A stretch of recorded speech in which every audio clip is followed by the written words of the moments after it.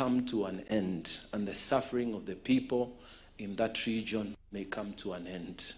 Father, I want to thank you for the southern part of our African continent, South Africa, Mozambique in particular, Lord. You know, Lord, the issues that are affecting the stability of that nation.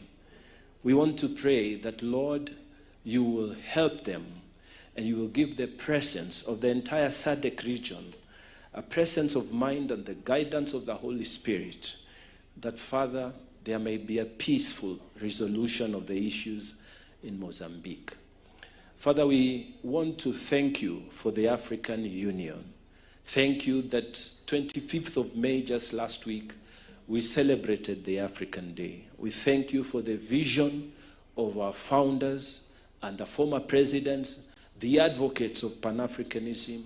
Father, we thank you for these people who had the vision to say that Africa can be together. We pray for the organs of the African Union, in particular for our presidents at the summit, that, Father, you will give them presence of mind, the guidance of Holy Spirit as they guide the 1.4 billion of us, oh God. We thank you for the African Parliament in Johannesburg. When we sit, Lord, that we shall make policies and we shall advocate for the things of the people. In particular, Lord, we pray that, Father, it will be a reality that this continent will have open skies going into the future. Lord, we pray that it will be a reality that we shall have free movement of labor and free movement of goods, that, Father, the new attempts that are being made at creating platforms for trade across Africa, the new attempts that are being made, oh God, to increase intra-Africa trade, that, Lord, they will be successful. The new African Free Trade Area and the entire continent that has signed into it and this new protocol, Lord, that it may be a success. Father, that our people, we may be able to move from Kenya to go and live in South Africa. Zimbabweans may come to live freely in Kenya. Tanzanians may live freely in Uganda. Uganda may live freely in Benin. Father, this continent will be a spirit of brotherhood, a spirit of sisterhood, that, Lord, we may rise and rebuild this continent. We thank you for all of us, and we pray, Father, that you may hear our prayers even as we continue to call upon you to bless our land, protect us from the effects of adverse weather and all the challenges around climate change. We thank you even this morning. We know that you have heard our prayer, and we thank you that Kenya has taken a lead under the guidance of our president to open the skies, to allow our African brothers and sisters to come and settle here. May you bless the efforts of His Excellency, O Lord, and may you bless this continent. We thank you and we pray. In Jesus' name we pray. Amen. Thank you.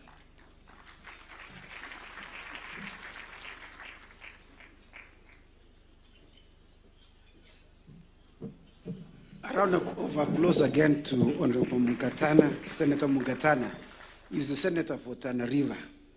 I'd like to transition to the Hindu Council. I'd like to call upon the chairperson of the Hindu Council, Suchata Kotamraju. Please kindly make your way. And in the interest of time, I'd like to call upon the following people as she makes her way here. The Honorable Nabat Murioki to join me on stage, Andrew Muthe Kitau, and Honorable Kamene Kasimbi. Please come on stage in the interest of time.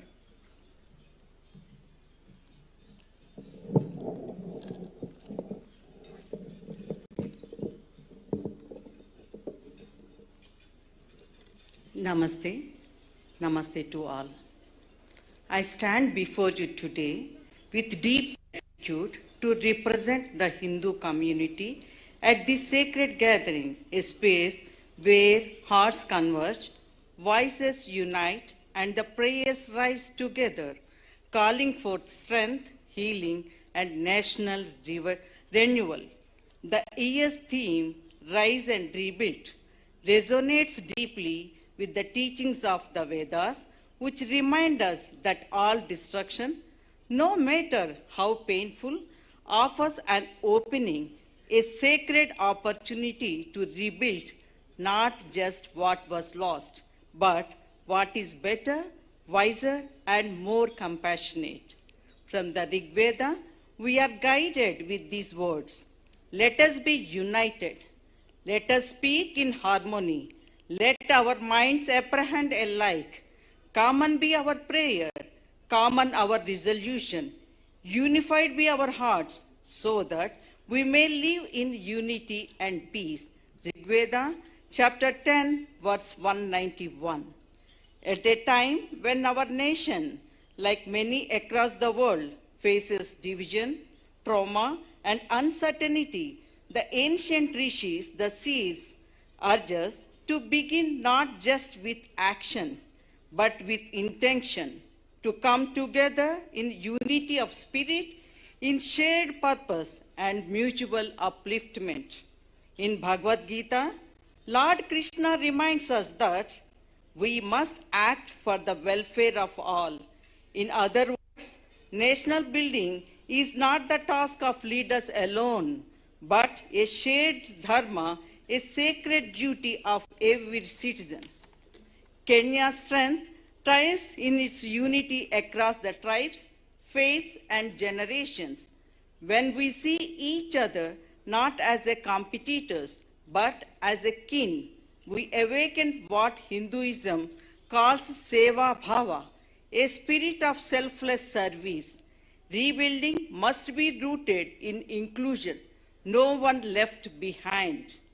Rebuilding a nation is not only the work of engineers, economists, or politicians. It is also the work of the heart. It is spiritual, it is collective, it is generational, and it begins with healing from the inside out. In the Atharvana Veda, we find a closing prayer that I humbly offer today, not just as a scripture, but as a blessing for Kenya, for Africa, and all humanity. May there be peace in the heavens, peace in the skies and on earth, peace in the waters, peace in the plants and trees, peace in all beings, and peace in the hearts of humanity. May that peace rebuild our brokenness. Atharvana Veda, chapter 19, verse 9. May we rise, may we rebuild, may we do so together. Ashanti Nisana. God bless us, God bless our beautiful country, Kenya. Ashanti.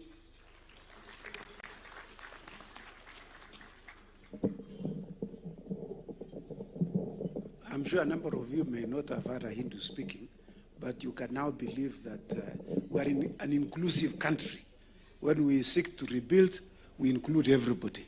So I'd like to call now upon our own Mr. Engineer Muriuki to kindly come and pray for Africa. East Africa, sorry.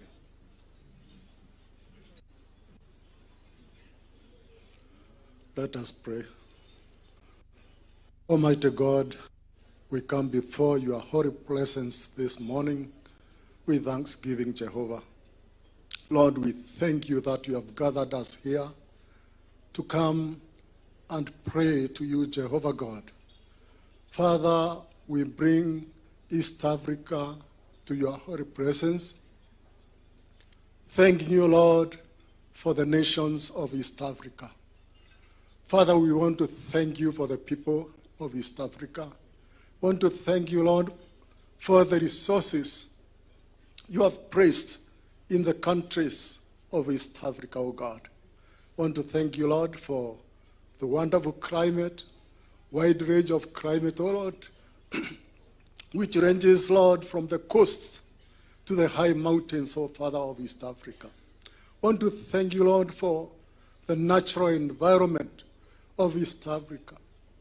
We thank you for the people, the various tribes, the various cultures, O Lord, and even traditions of this, our community of East Africa.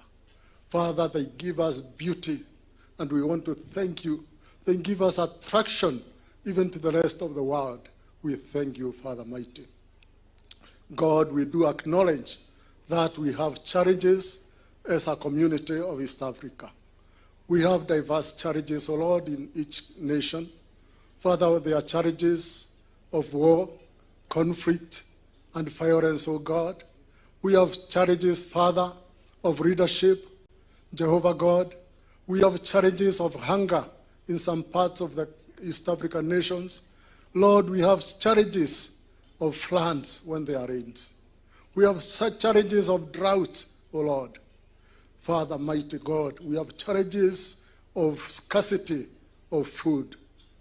Lord God, we call upon your holy name, knowing that, Jehovah God, you are the maker of the world.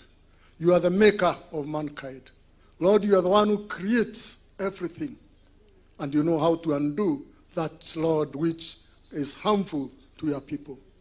And so, Father, we call upon your holy name in this place, the way we are gathered here, Lord, even thanking you, God, because we are represented the countries of East Africa as we join hands to pray against those challenges, Jehovah God.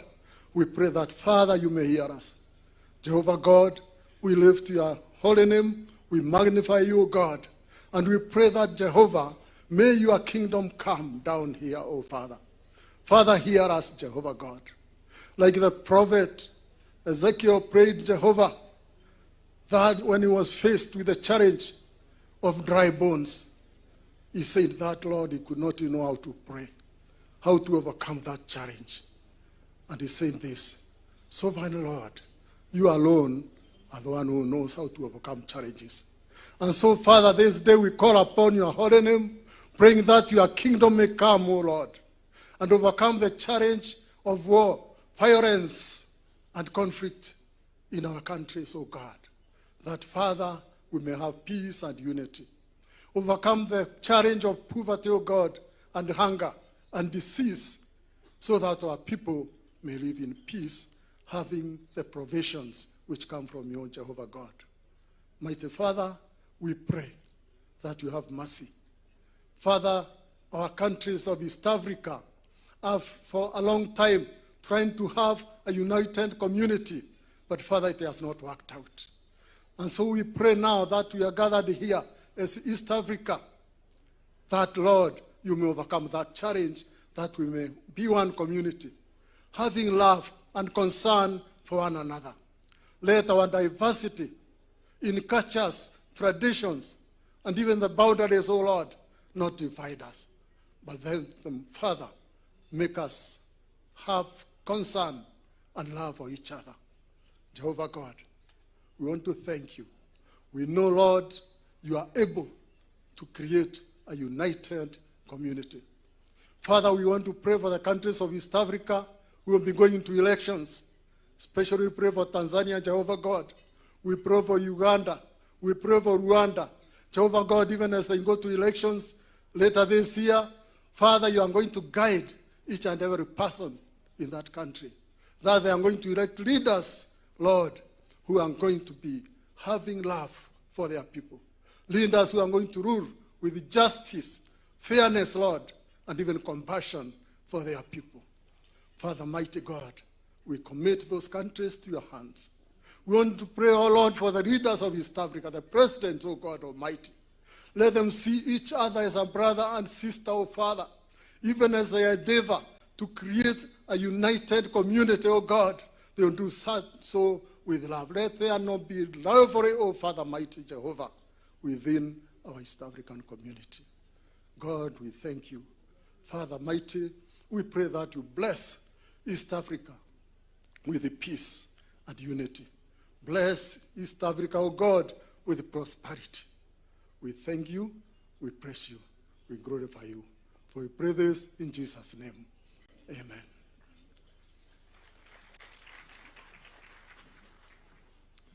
And now I'd like to ask the Honorable Joyce Kasimbi, the Member of Parliament for Machakos County.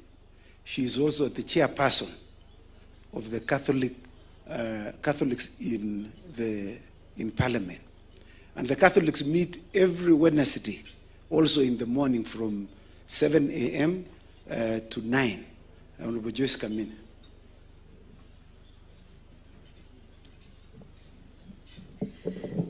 Thank you, Chair. Just let me make a small correction. I'm the Vice Chair of the Catholic Caucus. Let us bow our heads and pray for the world.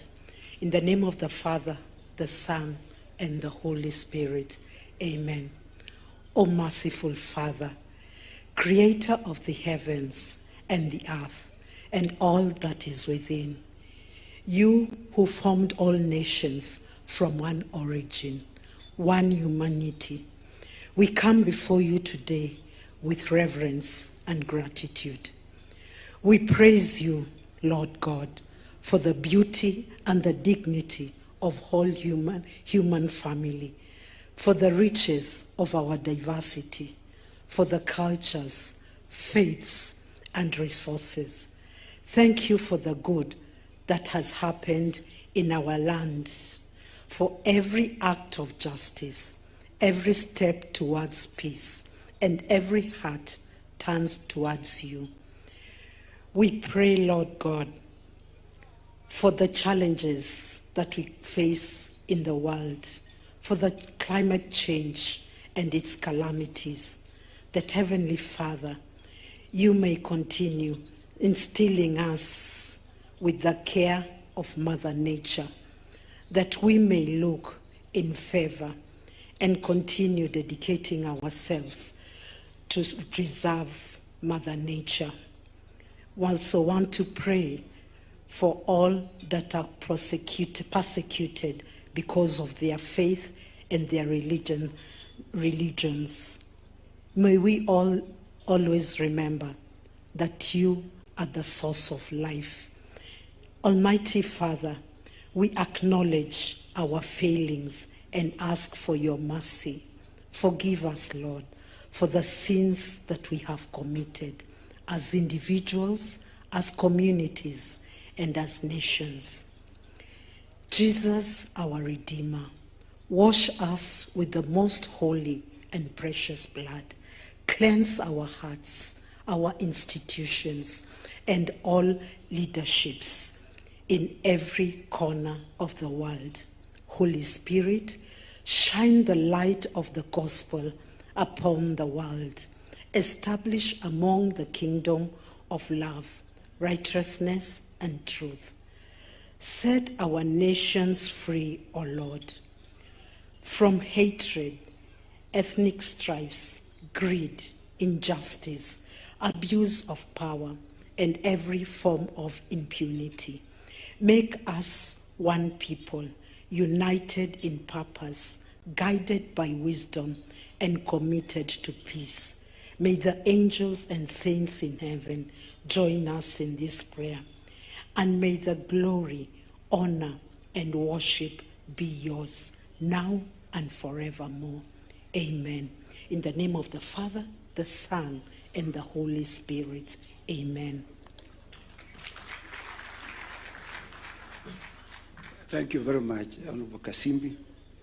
You know, we are together in one committee, and I am allowed to make mistakes because I'm a chair.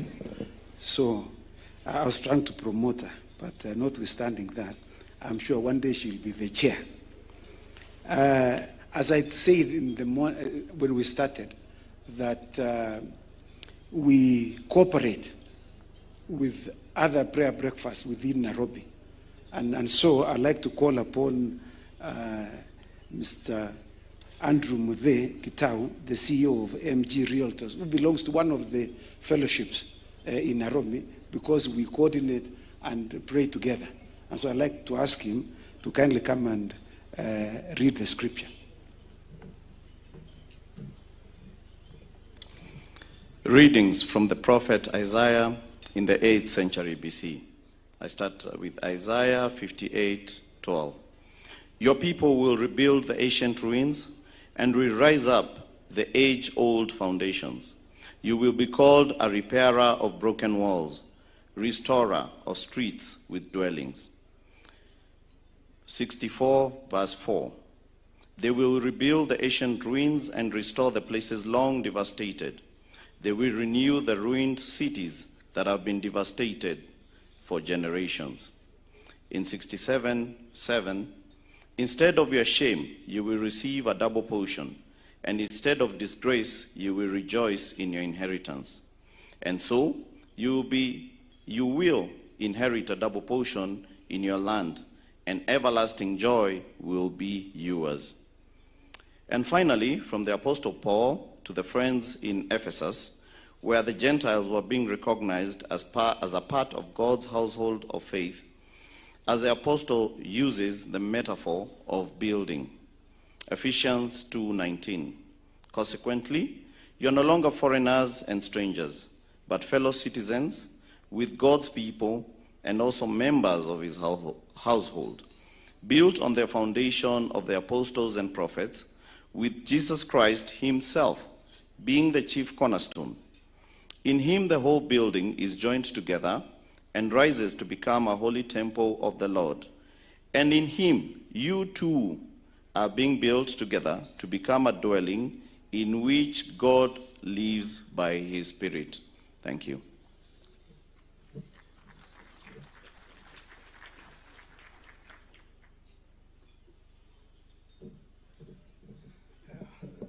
Thank you, Andrew Muthe, Your Excellency.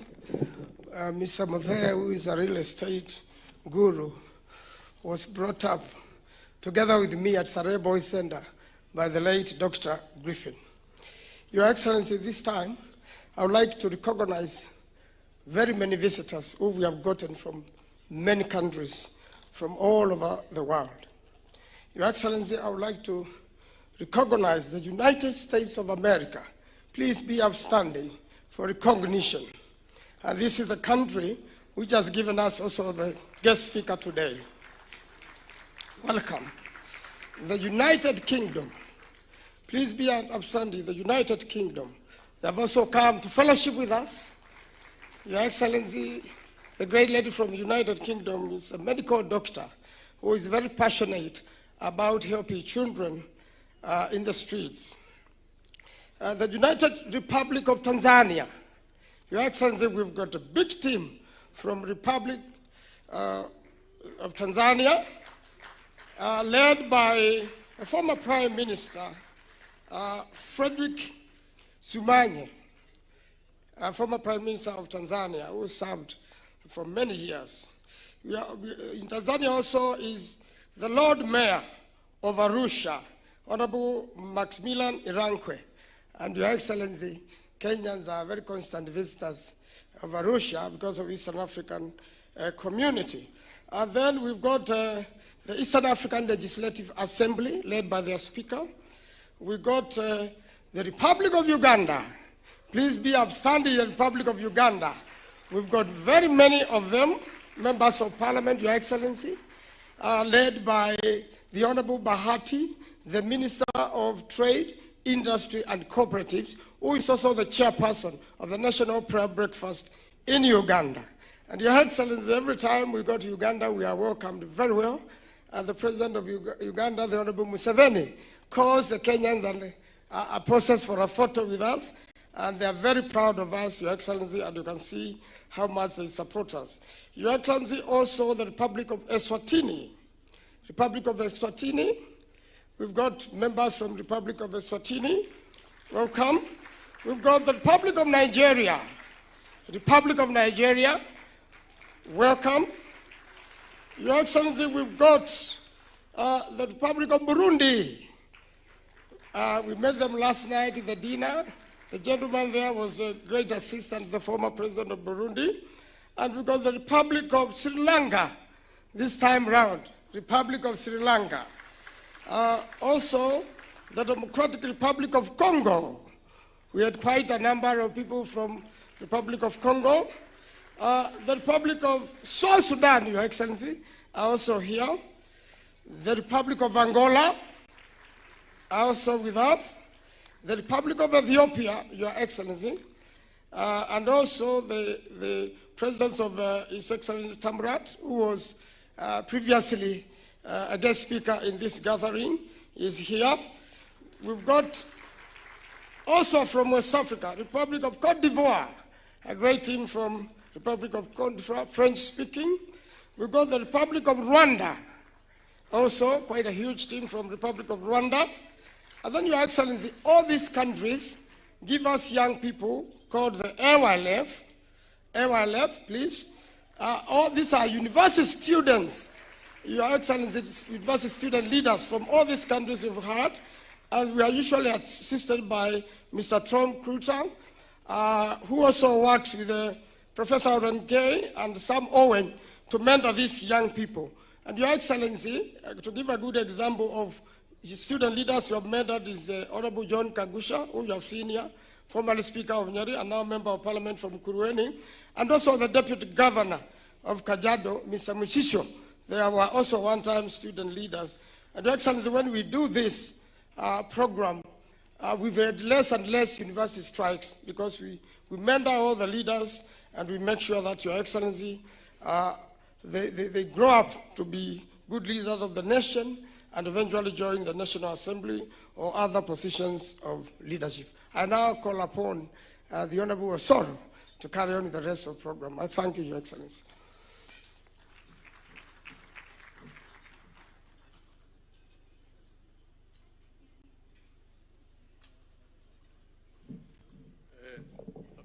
Senator and Chair, Honorable Manzo, I have no program to carry on. I only have a song to sing.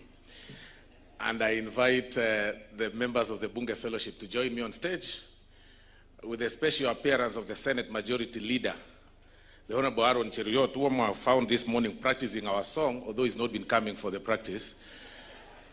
I liked his vocals and told him to join us on stage on this particular song.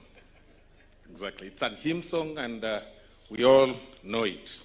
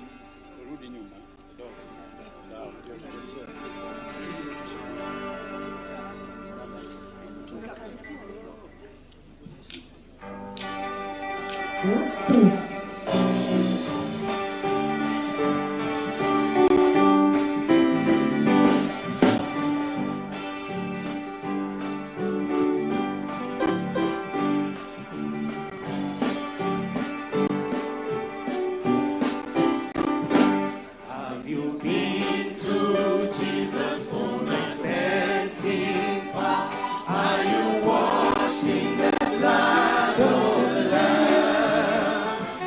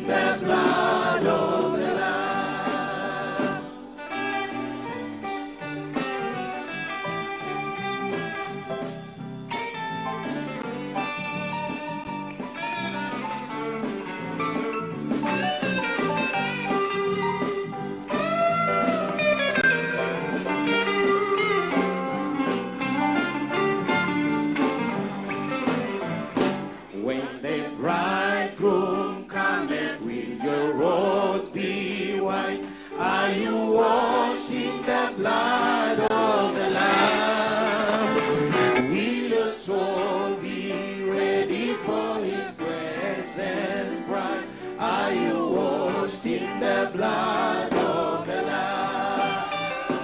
Are you washed in the blood, in the soul cleansing blood of the Lamb?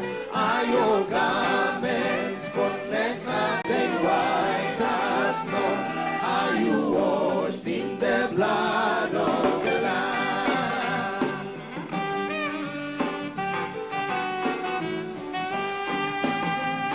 Lay aside the garments that are stained with sin, and be washed in the blood of the Lamb.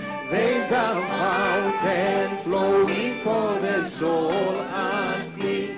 Oh, be washed in the blood of the Lamb. Are you washed in the blood, in the soul cleansing blood of the Lamb? Are your garments spotless? Are they white as snow? Are you washed in the blood of the Lamb?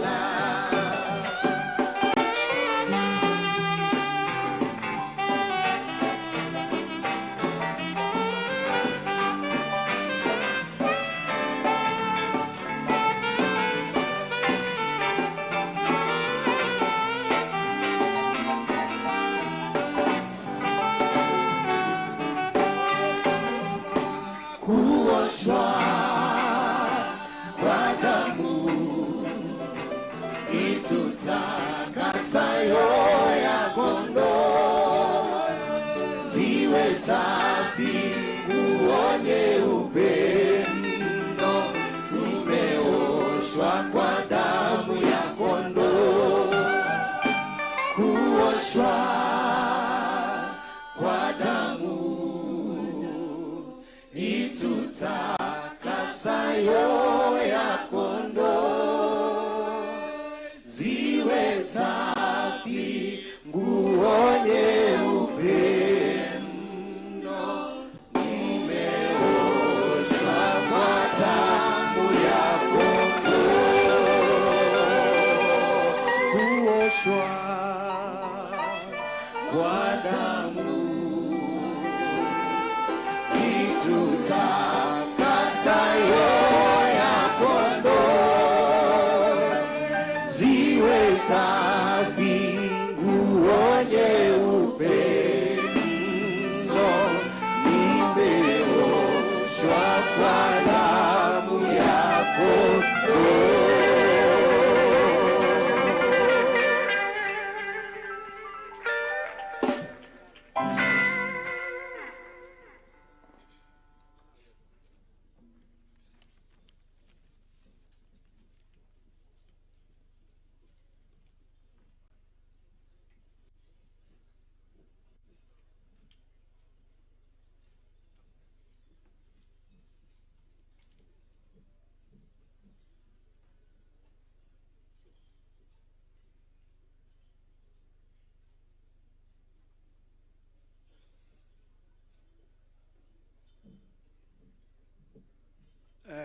A round of applause again for the Bunge Fellowship Choir.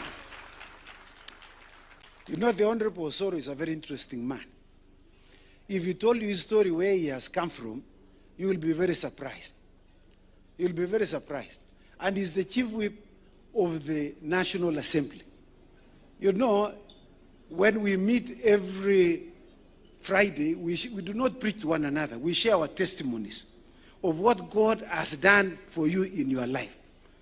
And we call him Pastor sometimes, Pastor Osoro, because if he tells you his testimony, if you are not born again, you will get born again. Why? Because he was picked from the streets of Machakos bus stage when he had lost both of his parents. And he was adopted by some parents in Kabete. And that's how he grew up. And he has an interesting story. So when you see him singing here, he's actually praising the Lord from where he has been brought from. In fact, I was telling people yesterday that this Honorable Osoro has been brought from grass to grace. So when you see him, you can see the grace of God in our good friend, Mr. Osoro. And so I'd like to call upon the governor for Kirinyaga, my good friend, the Honorable Anne Waiguru, to come on stage, to come and read one of the scriptures this morning.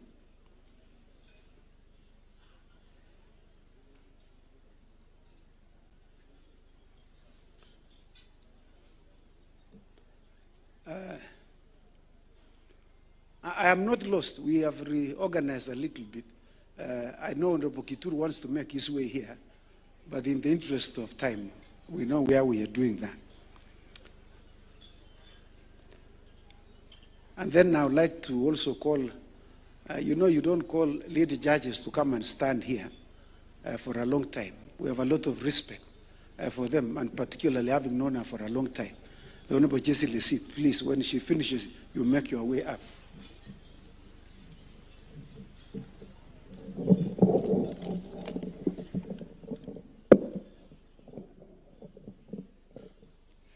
Your Excellency, the President of the Republic of Kenya, William Samoei Ruto, Your Excellency, the First Lady, Rachel Ruto, Your Excellency, the Deputy President, Kithure Kindiki, and Your Excellency, spouse of the Deputy President, Dr. Joyce, all protocols observed. This is a reading from the Old Testament, from Nehemiah chapter 2, the governor of Judah, written in the 5th century BC. In the month of Nisan, in the 20th year of King Artaxerxes, when wine was brought for him, I took the wine and gave it to the king. I had not been sad in his presence before. So the king asked me, "Why does your face look so sad? And when you're not ill? This can be nothing but sadness of the heart." I was very much afraid, but I said to the king, "May the king live forever. Why should my face not look sad when the city where my ancestors are buried lies in ruins and its gates have been destroyed by fire?" The king said to me, "What is it you want?" Then I prayed to God of heaven, and I answered the king, "If it pleases the king, and if your servant has found favor in his sight, let him send me to the city in Judah where my ancestors are buried, so that I can rebuild it." Then the king, with the queen sitting beside him, asked me, "How long will your journey take, and when will you get back?" It pleased the king to send me, so I set a time. In due course, I went to Jerusalem, and after staying there 3 days, I set out during the night with a few others. I had not told anyone what my God had put in my heart to do for Jerusalem. There were no mounts with me except the one I was riding on.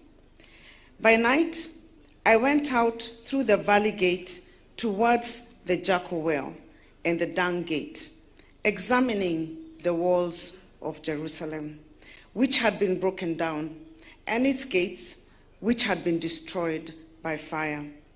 Then I moved on towards the Fountain Gate and the King's Pool, and finally, I went up the valley by night, examining the wall. I then turned back and re-entered through the valley gate. The officials did not know where I had gone or what I was doing, because as yet I had said nothing to the Jews or to the priests or nobles or officials or any others who would be doing the work. Then I said to them, "You see the trouble we are in. Jerusalem lies in ruins, and its gates have been burnt with fire.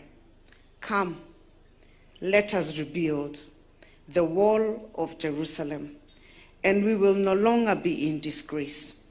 I also told them about the gracious hand of my God on me and what the king had said to me. They replied, "Let us start rebuilding." So they began this good work. That is the word of the Lord.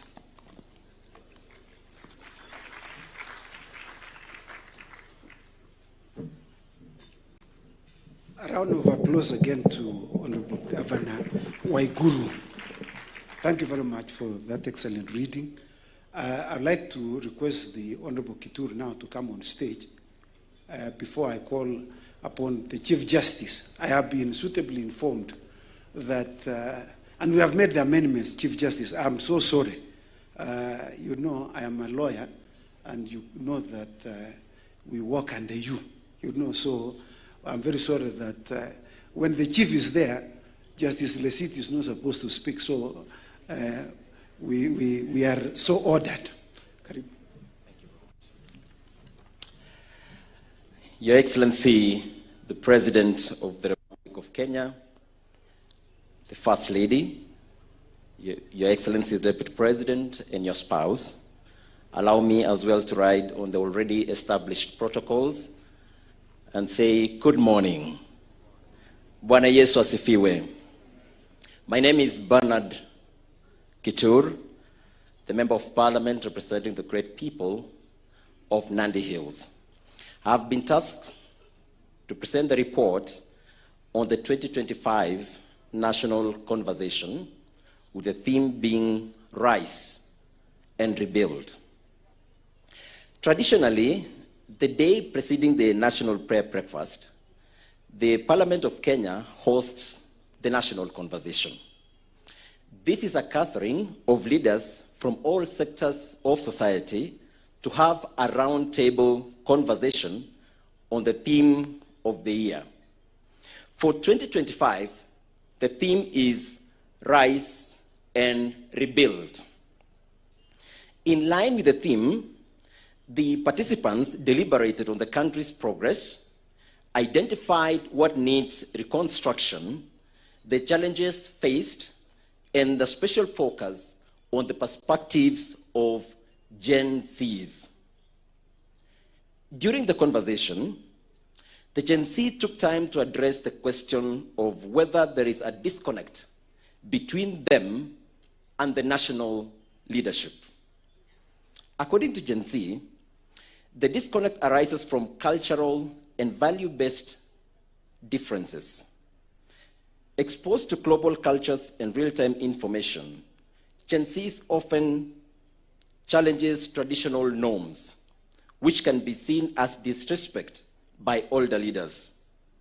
This rift is deepened by unfulfilled promises, economic exclusion, and a perceived lack of accountability. While leaders cling to traditional values, Gen Z emphasizes justice, equity, and inclusive participation, widening the gap further. Economic frustrations, technological divides, and broken social contracts further fuel disillusionment. Additionally, peer-driven narratives that emphasize negativity contribute to growing pessimism among the youth.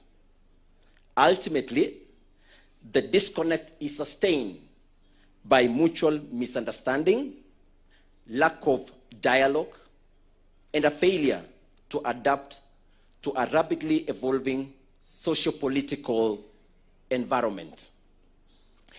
Despite their limited experience, Gen Z believes in Kenya's potential, advocating for intergenerational dialogue, civic inclusion, better youth representation, and digital mobilization to influence policy.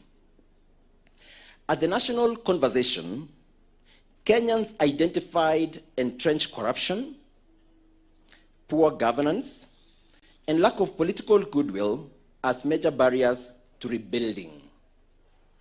Economically, high taxation, youth unemployment, and limited access to capital discourage investments and innovation.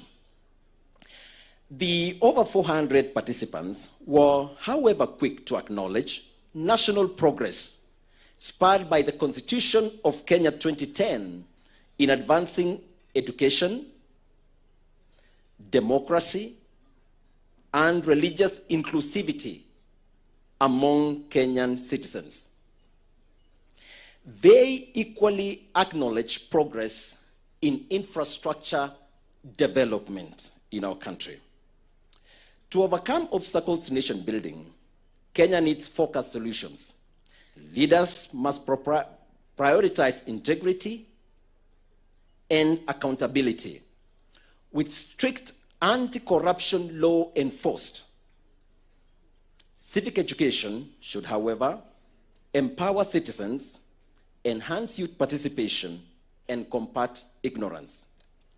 Strengthening national unity requires inclusive governance that discourages tribalism and promotes nationalism in education. That is the report for 2025 National Conversation. I thank you.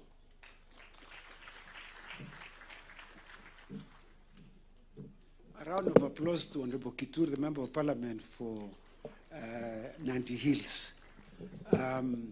Just a small correction, lest you think that the only Gen Zs, these were the young people of this country met yesterday during the national conversation. So these are the young people, not the Gen Zs alone. It has become a catchy word, but they're the young people. And now I'd like to take this single opportunity to invite the Honorable Chief Justice, the President of the Supreme Court, Honorable Martha Koome, to come and lead us in prayers. Karibu.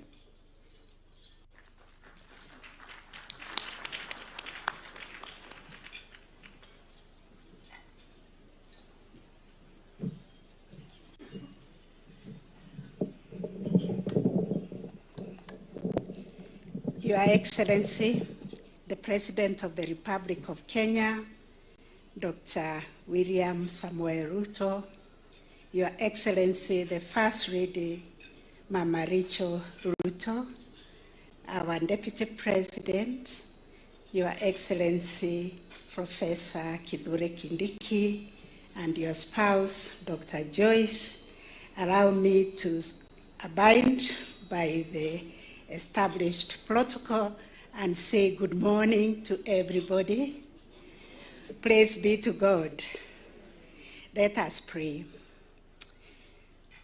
Sovereign and holy God, we gather before you this morning with humble hearts, acknowledging you as the architect and sustainer of our nation, and indeed all nations. On this sacred occasion, Lord, as leaders drawn from every arm of government, diverse walks of faith, community, and identity across this beloved land, we lift our hearts and souls to you, Lord, as we reflect on the theme, Rise and Rebuild. We are reminded of Nehemiah's courage, vision, and unshakable faith as he led the rebuilding of Jerusalem. We pray that you grant us the same spirit to rebuild ourselves, to rebuild our families, and to rebuild our communities, to rebuild our nation. A spirit that seeks not personal glory, but the restoration of our people and the healing of our nation. Lord God, give us the courage not only to rebuild what is seen, but restore even what is unseen, the moral, the spiritual, and the ethical fabric of our nation. Lord, help us to guide our children in your ways, in the values that you have taught us from the Holy Book. Lead us, Father, to restore and rebuild our families by preaching faith, harmony, and unity. Lord, we long for a prosperous country, but more than that, we pray for a just and a righteous Kenya, where service to others comes before self-interest, and where love for our neighbor is not a burden, but a blessing. Lord, we remember the vulnerable among us, the poor, the widows, the voiceless, the displaced, and the oppressed. May our laws protect them. May our hearts be moved for them, and may our actions uplift them. O Lord, make justice the foundation of our governance, a shield for the weak, a standard for the strong, and a defender for all our people. Lord, unite us across all sectors and the traditions. We may arise, not divided, but together we rebuild this nation. We do so with hope, because hope does not disappoint. We do so with faith. We do so with the wisdom that comes from you. We do so with love, justice, and courage. We ask all this in your holy name. Amen.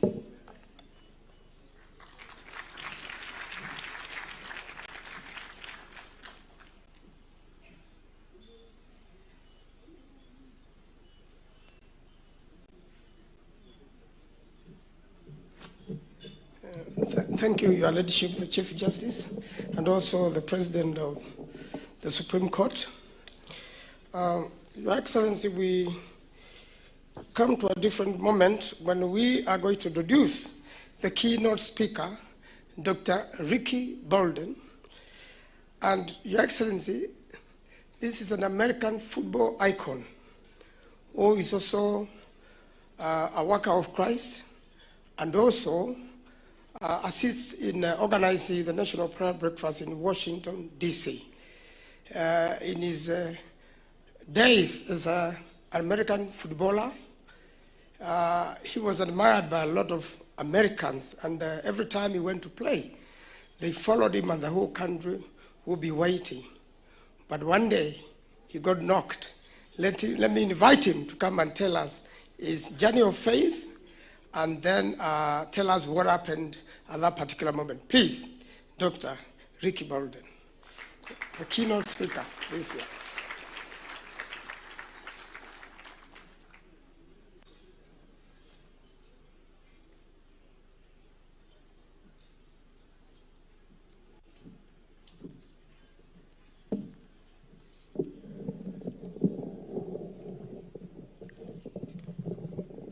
Good morning. What a joy it is to be here this morning, and I am really excited about being here. What I'm really excited about is that how the name of Jesus, can bring people together across so many boundaries, across so many tribes and religions. And it's at Jesus' name that I come and I greet you this morning.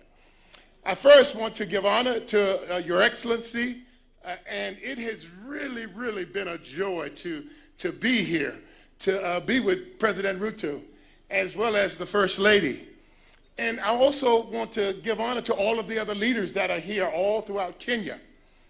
Now, I must confess to you this morning, normally I am not very nervous. But this morning, you know, I was struggling with some issues, even as I prepared for this morning. And they were some personal issues. As I was preparing the story of Nehemiah, I could not help but to remind myself that I am coming home to a place of my ancestors. And I could not help but to begin to process the journey of going to America and now coming home to Africans. And so therefore, I do want you to understand that my primary motivation is not to speak here this morning. It's not. It is not to go on a tour of Kenya. It's not. It is not to go and see some of the wonderful safaris that you have in this wonderful country. My primary reason for being here this morning is that I'm coming back home. And even as my brother Earl and I traveled together, we made that very clear, that we're coming home to see our brothers and our sisters, that we're coming home to walk on lands that our ancestors walked on. We're coming home to swim in streams and lakes that our ancestors swam in, that it is a joy to be here this morning. Thank you for inviting me to come back home. Now, I don't want to take a lot of time, because most of the time when you get someone who's been a preacher for a while, they talk for a long time. Did you notice the secretary this morning? He just kept talking, because preachers talk for a long time, don't we? But I want to make sure that my comments are brief. But I also want to make sure that this wonderful theme that you have, that I give it due justice. And I also want to make sure that the verse that you all presented for the theme this year, I give it due justice. Now, remember, your theme is Arise and Rebuild. Now, I thought that was one of the most radical themes that I've heard in a long time. Because even the word arise means that someone has been sleeping, and therefore it is calling for the continent of Africa to wake up. To wake up, Africa, and reach the potential in which God has given to you. Now, the word arise is very different than the word rebuild, because the word rebuild means that you've got to go to work. And so you don't just rise up. It is time for Kenya to say, God, how in the world do I go to work? How do we go to work? Now, here is the big question that I had even as I prepared to come this morning. What is it that we're going to rebuild? What is it? Is it to build a wall as listed in the passage of Nehemiah? Is it to build other buildings? What is it? What are we together going to build? And what I want to suggest to you this morning, I want to suggest that what the passage is suggesting is that we also rebuild relationships. Because even as we come this morning, and even as we read the text, we see that relationships are an integral part of this text. Now, let me give you an example. If you read in Nehemiah chapter 2, verses 17 and 18, you will see 14 pronouns in this text. And as you know, pronouns, they're always talking about people. And so the question that I was asking was, which is easier, to build a wall or to rebuild a relationship? Because rebuilding a wall, you use bricks and mortar and concrete. But to even say that we're going to rebuild a relationship, it is saying, how do we rebuild trust? That's what your Gen Z is asking. How do we rebuild respect? How do we rebuild love? And so this morning, as a theme, what I want to just suggest, I want to give you just some principles on how to rebuild and on what to rebuild. Is that all right? So let's take a quick look at it. The first thing, even as we look at this text, and let me read the text for you just briefly. We just heard it. It says, then I said to them, you see the trouble we are in. Jerusalem lies in ruin, and its gates have been burned with fire. Come, let us rebuild the wall of Jerusalem, and we will no longer be in disgrace. I also told them about the gracious hand of my God on me, and what the king had said to me. They replied, let us start rebuilding. So they began this good work. And so as I looked at that, what is it that we're trying to rebuild in relationships? You know, I love the great work of the African Union, doing great work. But I'd like to suggest to you this morning, just as an African American coming to Kenya, I think that the first relationship that we must rebuild is a relationship back to your brothers and sisters in the African diaspora. That we in Africa, there in America, we have so many African Americans. We have so many Africans who grew up and their parents grew up in Africa and they sent their children to America. But they decided to stay in America. Some of the greatest minds are in the diaspora. And if you really, really read the text, Nehemiah was not from Jerusalem. Nehemiah was from the diaspora. Just think about it. Nehemiah, he wasn't born in Jerusalem. He was a product of Babylon slavery oppression where they shipped him from Jerusalem to Babylon, and his mother was raised in Babylon and his grandmother was raised in Babylon. He had been shipped into slavery and he had been in slavery for years, and all of a sudden he decided after being in a far country that it was time to come home. It was time for him to come and use his gifts and talents at home. And I remember last week I had the wonderful privilege of meeting with the ambassador of Kenya in the United States. And as we stood there, he asked me, he challenged me, he said, how in the world, Ricky, do I get in with the Congressional Black Caucus so that I can use the influence that they have back at home? And even then we started processing. How in the world do we use these brothers who are in the diaspora, and how do we use the influence that they have and bring them back home, back to the land in which we came from? How do we be just like this wonderful man Nehemiah and begin to use those relationships? You see, the reality is the relationships in the diaspora helped fund the project in Jerusalem. And I want to say this to you this morning, that you've got brothers and sisters all over the world that God can use in a mighty way to partner with our brothers and sisters in Kenya to say, how can we work together and how can we be together? I think another relationship that we must begin to make sure that we process. I think that your relationship with one another. If you read this wonderful passage, you see that within all these pronouns, they are trying to build this relationship with one another. And one of the tragedies could always be that you have relationships to the diaspora, but you don't have relationships here at home. And you know there are tensions in relationships. I know Your Excellency knows about tensions in relationships. But here's the thing about relationships. All of us say that we follow Jesus. But some of us can be pretty disrespectful and pretty mean. All of us say, we can read the verse in John 13 where Jesus says that they will know that you're my disciple by your love for one another.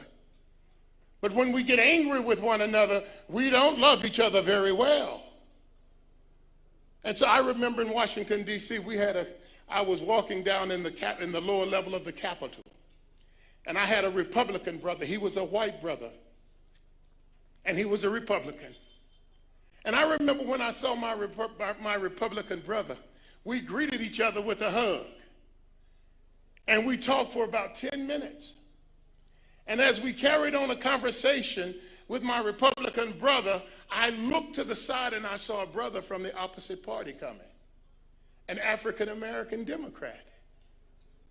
So I told my brother, Lee, why don't you stay here with my Republican brother while I go over and while I have a conversation with my Democrat brother.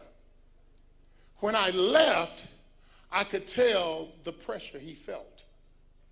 So when I returned from the conversation and I started to talk to my Republican brother, he asked me, was I one of them? And I asked him, well, what is one of them? What does that mean? He said, I'm asking you, Ricky, are you one of us or are you one of them? And I said, no, I must apologize to you. I'm not one of them. I'm one of his.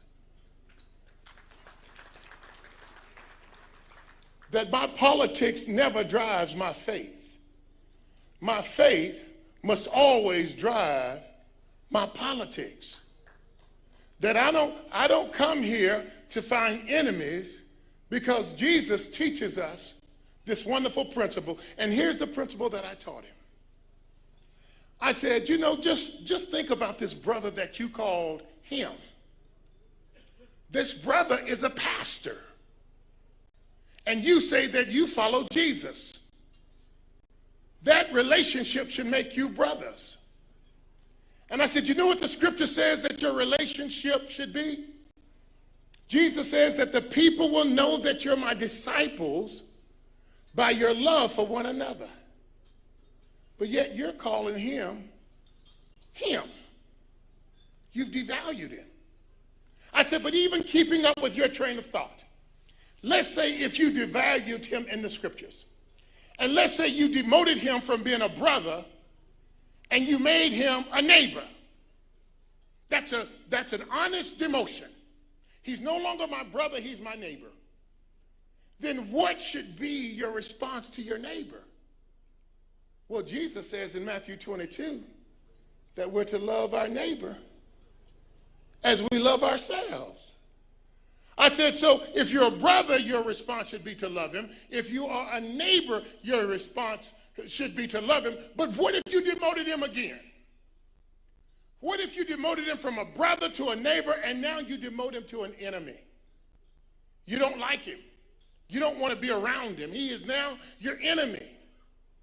The question is, what is our response to our enemy? In Matthew 5, Jesus says that we're to love our enemies. You see what the tension is that we're all brothers when we believe in Jesus. There is no room for disrespect. There is no room for a lack of love. There is no room for trust that doesn't exist when we follow Jesus. And so my brother, he looked at me and said, so what are you saying? I'm saying to you, brother, and this is what I said to him, you must be intentional about building relationship with your brother. What if all of our political leaders were intentional about building relationships on the other side? What if they said, how do we go and build a relationship and love our brother and love our sister? What if we were intentional about it? Can you imagine what's going to happen here? And so as much as we want to rebuild, if we can't build relationship, it's just not going to work. I don't care how many building projects we do, if we don't rebuild relationship, if we don't rebuild trust and love and respect. And I've only seen that happen in our political circles in the United States one time. And it was back in 1992 when President Bill Clinton, a Democrat, met with the Speaker, a Republican. And they came to the conclusion that we will not speak negatively of one another in public. We will not turn our backs on one another. But we will commit to love one another. They built a relationship. And the last time in 1992 in U.S. history, we balanced the budget with the two of them. God does great things when we come together. That God is calling us. Not only that we build relationships in the diaspora, but we build relationships with one another. So some of you might say, well, Rick, how does that fit me personally? What about the parent who hasn't seen their child in a long time? What if you said, hey, how do I rebuild a relationship? Or what about if you've gone through a divorce and you've not spoken to your ex? What about saying, how do I build a bridge? What about the neighbor that you don't really like? How do you begin to build relationships?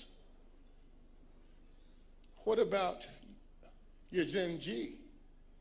How do you build the bridge? You know, I have children. I have 5 children, 4 boys and 1 girl. What's fortunate is my 1 girl can beat up all of her brothers, but I have 5 children. And I remember last year coming to the prayer breakfast. And when my brother Earl and I got back home, we saw the Gen Z's frustration. And Earl asked, Rick, what do you think the problem is? What Gen Z is dying, and I'm talking because I have Gen Zs. They're dying to be loved. They're dying for a seat at the table. They're dying to be respected. And I won't ever forget, when my boys were growing up, because sometimes as parents, we want our children to stay children all of their lives.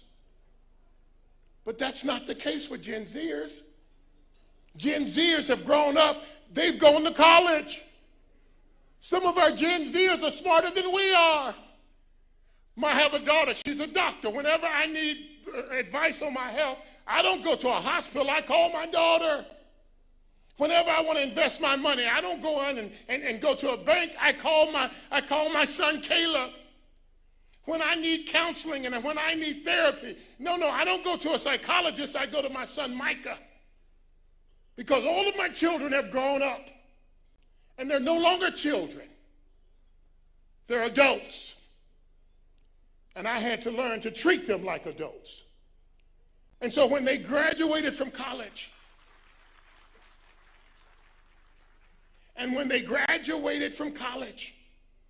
I took each of them out to dinner. And I gave them a kiss. And I said, you are now an adult. I expect you to make decisions like an adult. I don't have to go and live anywhere in your neighborhood. None of my kids live within 1,000 miles of where I live. But they all act like adults. And one of the most frustrating things that could happen to a Gen Zer is that you keep treating them like a child. And I got to tell you, I started praying for Kenya. Because, I work with young people. I mentor young people. I understand a little bit about their minds. And one of the things I prayed for is I said, here's my prayer. I said, Lord, I pray the adults would apologize to our Gen Zers. I pray, see, it's like African Americans. We live in America, but a lot of times we don't feel respected. And people ask, why is there always a race issue in America? I can tell you why. Because no one's ever apologized. No one's ever said, I'm sorry for the horrific pain that you experienced. They've never done it in our history in this country. And I just want to suggest to you, when we're talking about relationships, and we're talking about really rebuilding relationships, wouldn't it be beautiful if leaders would stand up and say to our Gen Zs, we had you arrested. And we know that had to be traumatizing. And we're sorry.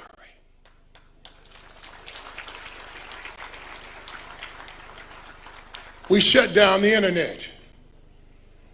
And we know that that's your primary source of communication. And we're sorry.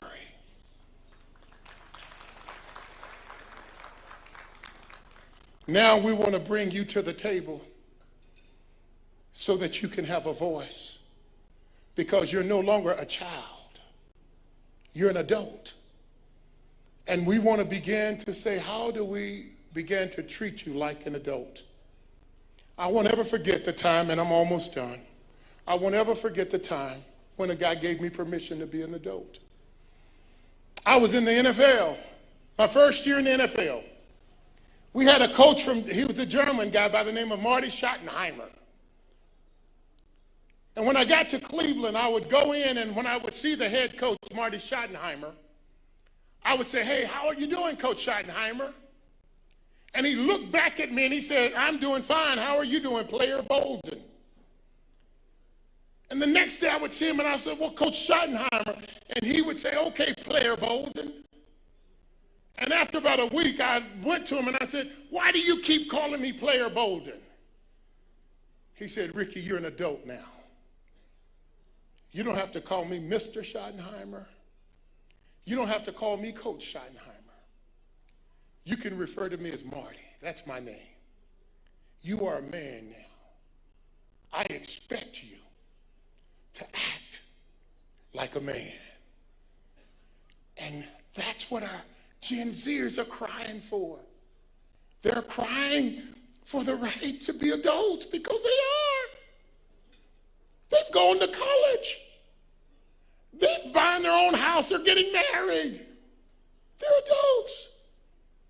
And I want to encourage you even here today, Kenya. I challenge you that when we start talking about rebuilding relationships, then the question is, how do we begin to rebuild the relationships with our Gen Zers? Because they love you, they care for you, they respect you, but they don't feel respected. The last thing, and I'm leaving now, but you know, there was one other thing as I'm leaving, and I don't want to get out of here. The last relationship that I think you need to build, not only with Africans in the diaspora, not only Africans within your own country, but as I was leaving, I said, you must also build relationships, really rebuild your relationship with the Lord. That is serious. Did you hear what this wonderful man, Nehemiah, said? Listen to what he said here. And I'm on my way out of here. You know, my time is up. Yep, my time is up. Let me tell you what he said here. This was so critical. He said, he says, I also told them about the gracious hand of my God on me and what the king had said to me. Did you see that? When I read that, it blew my mind. Let me tell you how I interpreted that. As I take my seat, whenever people do that, they're really not getting ready to, yes, I am going to take my seat. But listen to what Nehemiah was saying. He said, I spoke to the king, but the King of Kings had his hand on me. Oh, that's different. Because while he honored and respected the king, as you go forth, Kenya, there's a King of Kings. And what we desire more than anything is that the King of Kings places his hand on our lives.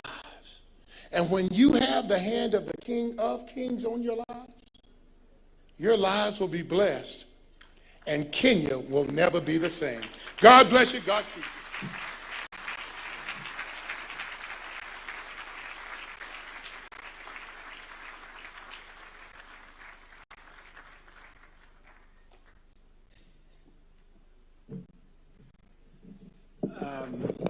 You know, you listen to Dr. Ricky Bolden and you just want him to continue. I think the round of applause you gave him is not sufficient.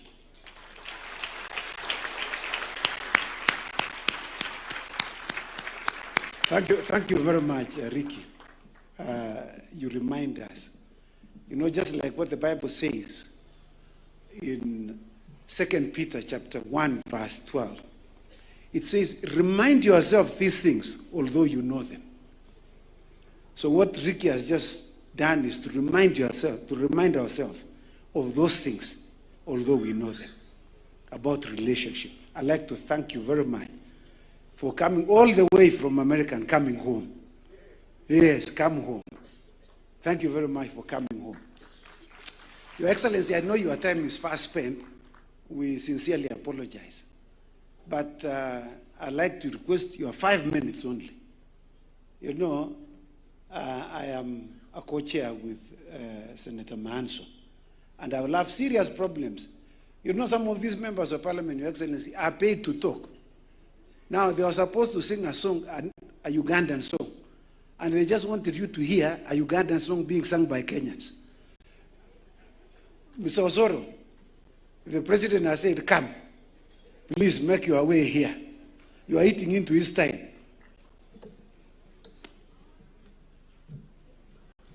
Yeah, and the rest of the members of the Bunge Fellowship, please come.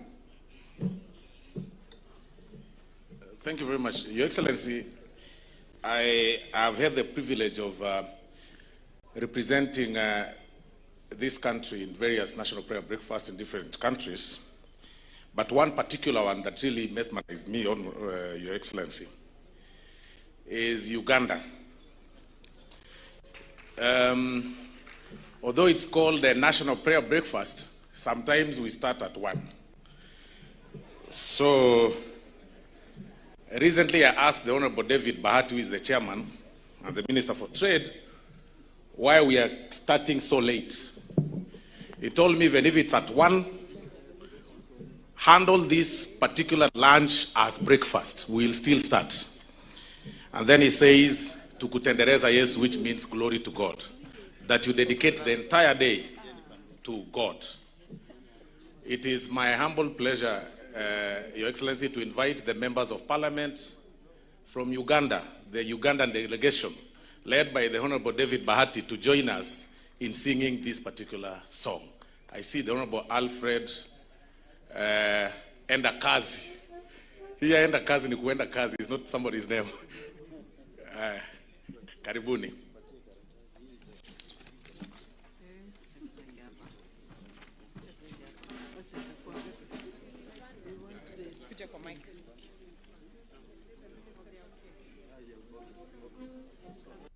Honorable Bahati, you come this side. We'll at the chorus point, of course, we'll tendereze as you guys always do.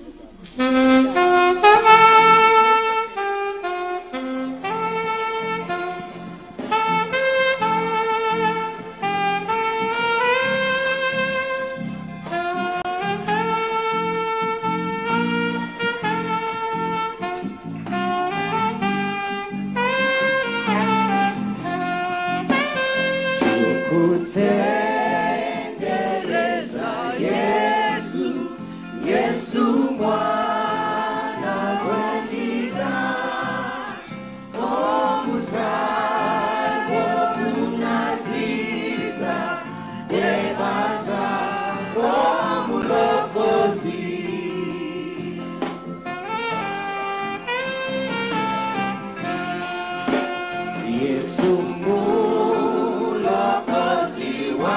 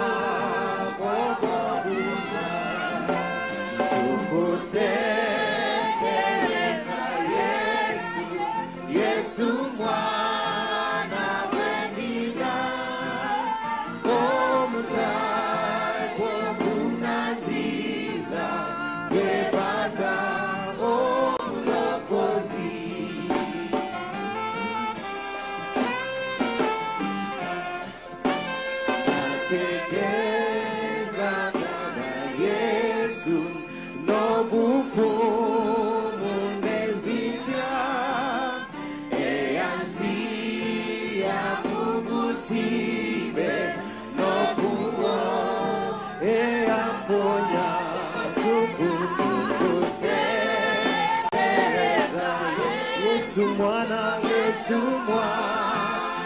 webinga o musa o kunaziza webasa o mulokozi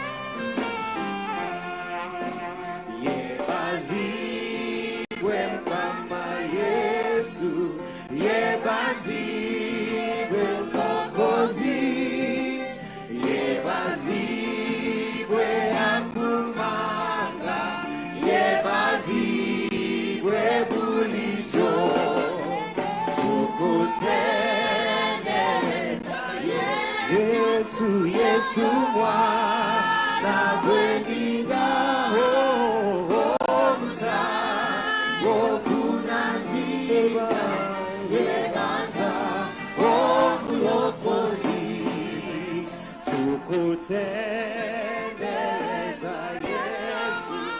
Yesu mwana webinga musa wokunaziza Pasa, oh, locosi. Glory, glory, hallelujah.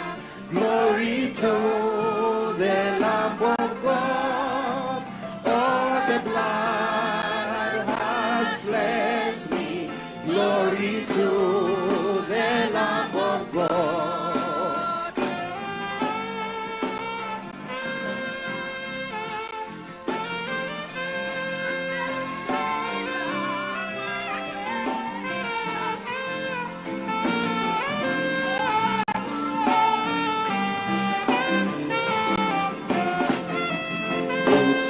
Tukufu, haleluya, sifa kwa mwana kondoo, damu imenisafisha, utukufu kwa Yesu, utukufu Yesu mwana wendinga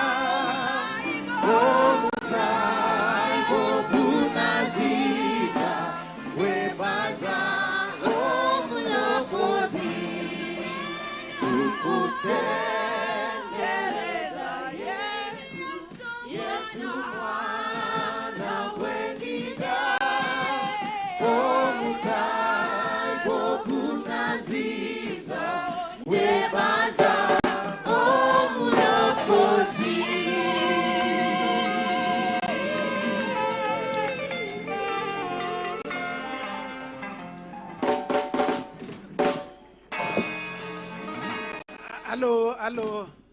As we thank the choir, I'd like to ask the Ugandans to remain behind. Please, the Ugandans remain behind. Starting with my very good friend, Waziri Bahati. Please remain behind. You know, Your Excellency, whenever we go to Uganda, it is the tradition of Uganda that we normally take a photo with the president of Uganda. And they said, you must reciprocate here. So Your Excellency will call you to come in front here, come on stage, to take a photo with the Ugandans, excluding Kenyans.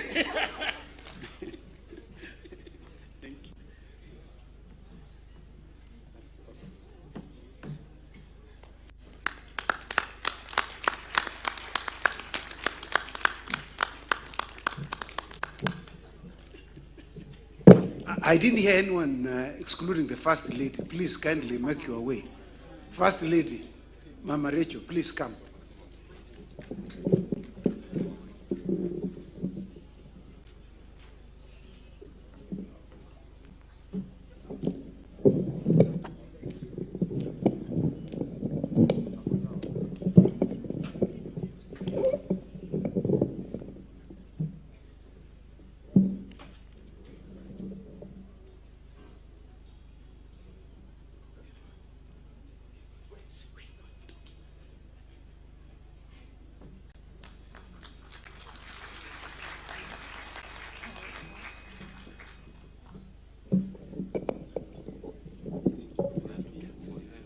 Thank you very much, Your Excellency and Your Excellency, for accepting to come for the photo with the Ugandans, so that next time we are also not denied when we go for their national prayer breakfast.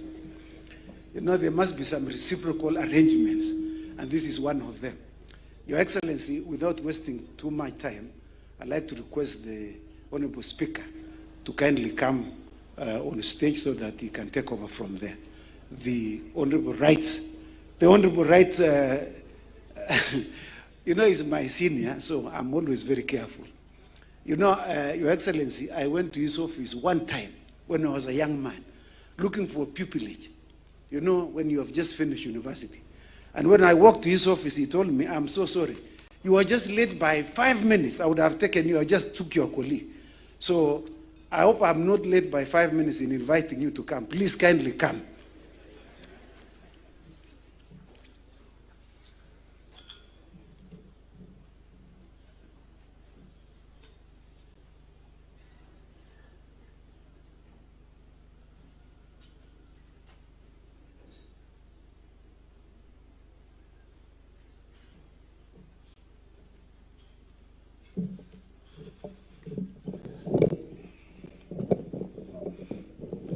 Thank you very much. They would have been my pupil, Samuel Chepkonga. Your Excellency, we are getting to the near end of this very important event. Allow me to introduce and acknowledge the presence of my Deputy Speaker, Gladys Boss. Wherever you are, you can stand to be acknowledged. If the Deputy Speaker of the Senate, Honorable Gadur, is in the House, stand to be acknowledged. Majority Leader in the National Assembly, Honorable Chungwa, stand to be acknowledged. Minority Leader in the National Assembly, Honorable Junet. Majority Whip, he has been repeatedly here conducting the choir. Majority Leader in the Senate, Honorable Aaron Cheriot. Minority Whip Leader in the Senate, the Honorable Stuart Matzayo is here. The Majority Whip in the Senate, Dr. Bone Halwale. The Minority Whip, if they are not here, we acknowledge them in absentia. As we get to the close, Your Excellency, you know, I said earlier that human beings have the propensity to always prefer being evil to being good. And there's our great writer called Graham Greene. He wrote many books, and I've read many of them. The Heart of the Matter, Our Man in Havana, The Confidential Agent, The Room at Midnight, My Journey Without Maps, The Power and the Glory, The Quiet American.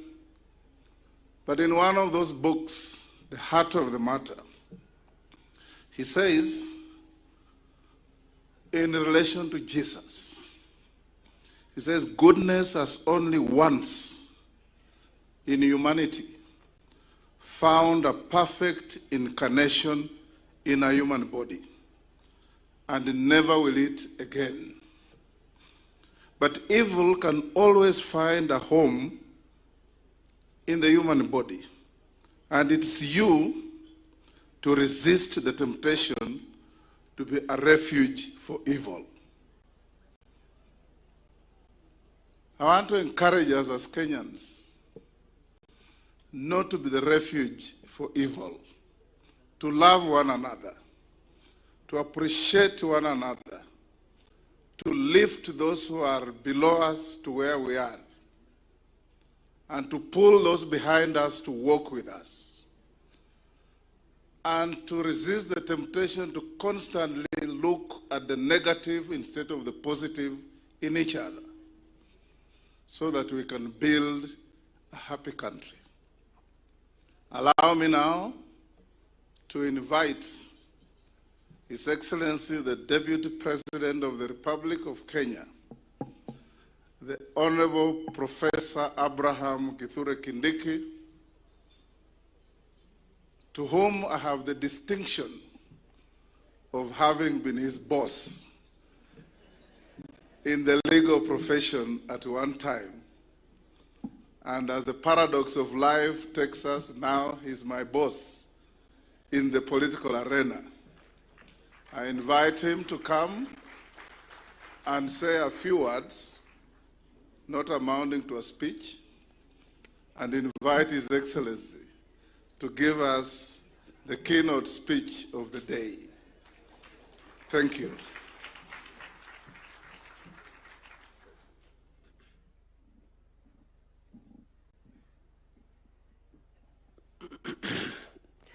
Your Excellency, President William Ruto, Your Excellency, First Lady, let me start by saying that I am not the one who took Chepkonga's slot for pupillage.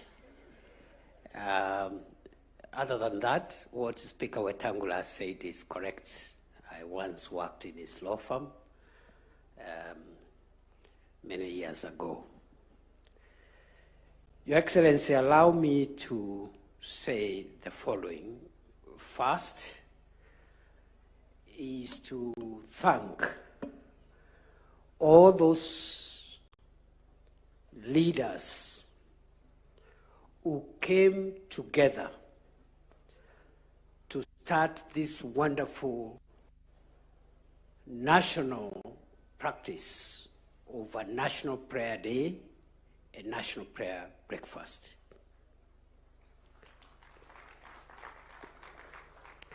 I grew up in a family of a Methodist cleric, and there was some little message in our living room, which was in Swahili. And I've seen in many Christian homes a similar, especially while we were growing up. I don't know whether it's the same today. So there was a small thing in our living room hung up there to the effect that a family that prays together stays together. For a nation, I believe equally, just like a family, a nation that prays together will stay together. There is hope for Kenya. Number two, Your Excellency, I also want to say that this event helps us to reflect on our common destiny and take stock. And I believe it's the practice in many other countries that have a similar tradition. It's good to take stock of our journey as a nation so that we can look at what we've done well, maybe what we have not done so well, and from the scriptures and the sharing and the songs and the prayers which have been made here, we have had good moments and maybe other moments which we would have done better. And that is a good thing also, Your Excellency, because Socrates, one of the greatest philosophers, did say that a life unexamined is not worth living. It is good to examine ourselves at every point, reflect, and take stock, so that we are not on one continuous journey making good speed, but without the reflection to help us understand whether we are doing things right. And many times when we reflect, we'll find areas to correct, improve, and make the journey ahead even better. I say so because, Your Excellency, a story is told of a pilot who announced to his passengers that, ladies and gentlemen, we are making very good time. We are cruising at very good speed. But the good news ends there. The bad news is that we've lost all our instrumentation and we are not sure where we are going. So if we do not have time like this to reflect on our country's journey, we may miss one or two things there, and just like this pilot, be making good progress, but we are not sure that we are making progress to our destination. Your Excellency, allow me also again to say that we have heard the sermon, and I totally agree with the preacher of the day about the need to build relationships with each other, those who are afar, those who are near, our men and women, this generation, the other generation. And I agree, it's not only godly, but that is the most cost-effective way to handle our affairs. Your Excellency, while we are at that relation-building process, I am very happy to see today here our brothers and sisters from our neighboring countries within the East African community, and even the prayers that were made here for the continent, for the East African region, for Kenya, and for the world. And looking at the choir here, of course, the choir is much improved from last year's performance. Osoro and company, pongezi. I think there is greater harmony and greater melody than last year. Last year was a bit chaotic. But Your Excellency, I say that we need to work on these relationships continuously, and looking at what was presented here, especially with our most immediate neighbors, Tanzania, Uganda, is a good thing.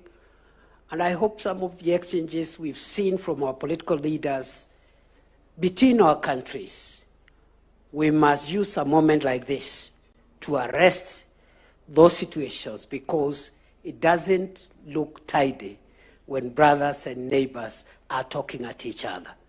We must build good relationships and sustain them.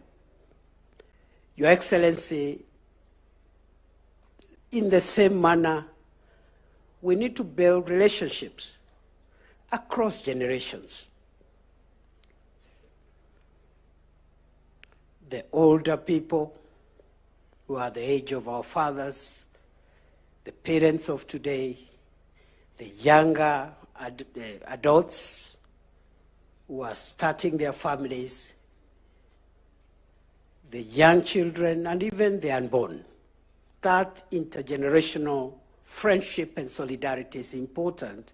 No one generation is superior or more important than the other. So I agree with the message of today's speaker, who's quite inspirational, that perhaps as older people, we need to treat our children who are now adults a little more respectfully, listen to them, and where we go wrong, there's no harm in acknowledging that we've not treated them maybe the way they expected us. However, equally, we respectfully request our children also to respect authority and also agree to be mentored and supported so that mutually, even as we respect them, hear them, apologize when we are wrong, they should equally respect older people, even if not for any other reason, simply because they are older, because there are things that you will not learn in any college. You will only learn them in the school of life. Your Excellency, therefore, as much as we agree with the need for us to reconcile and build relationship with our children, we respectively request our children also to realize that there is a role we can play, not necessarily in terms of science and all the beautiful things they know from the internet, but a few tips here and there that could make their otherwise powerful lives even more powerful going forward. Your Excellency, I want to stop there, and I want to say that National Prayer Breakfast is a good tradition. It's a place to soberly look at the progress we've made as a country and acknowledge the strides we have made and also the challenges we are facing as a nation. And when we go back to prayer, we will find the solutions to our national problem, undoubtedly. I want to end by illustrating that point with the story of a Christian boy who got lost while playing in the neighborhood. And when he got lost, he was found by an adult. But he could not remember exactly where their house was. But his father was a cleric, was a pastor. And they lived next to a church. And there was a big cross on top of the church next to the home of this little boy who had gotten lost. And so when the adult asked this boy, "How do I help you, son? How do I get you back home?" The little boy could not remember the name of the street, could not remember the corner next to their home, but he remembered that their home is next to a church and there's a cross on the church. And so he said, "If you take me near the cross, I will find my way home." Likewise, this breakfast, as much as we return here every year, it will bring us back to our destiny and redirect our nation to where it is supposed to end. I want to thank all of us. I was warned not to make a speech. I have ended up making one, but it is too late now for the speaker to take any sanctions against me. Because at this moment, I want to ask us to be upstanding as we invite His Excellency President William Ruto to come and address us. Please, a round of applause for His Excellency the President.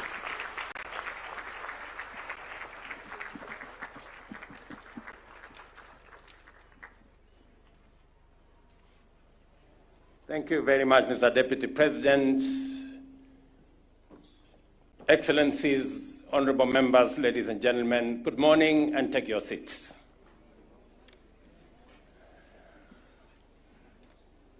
Allow me at the onset to welcome all our guests from the different parts of this globe, our friends from America, from Europe, from Asia, and of course our brothers and sisters from our continent. Welcome to Kenya. In the words of Ricky Bolton, welcome home. This is an important occasion for us to come together as a nation to reflect on what God has done for us. And as we gather here this morning,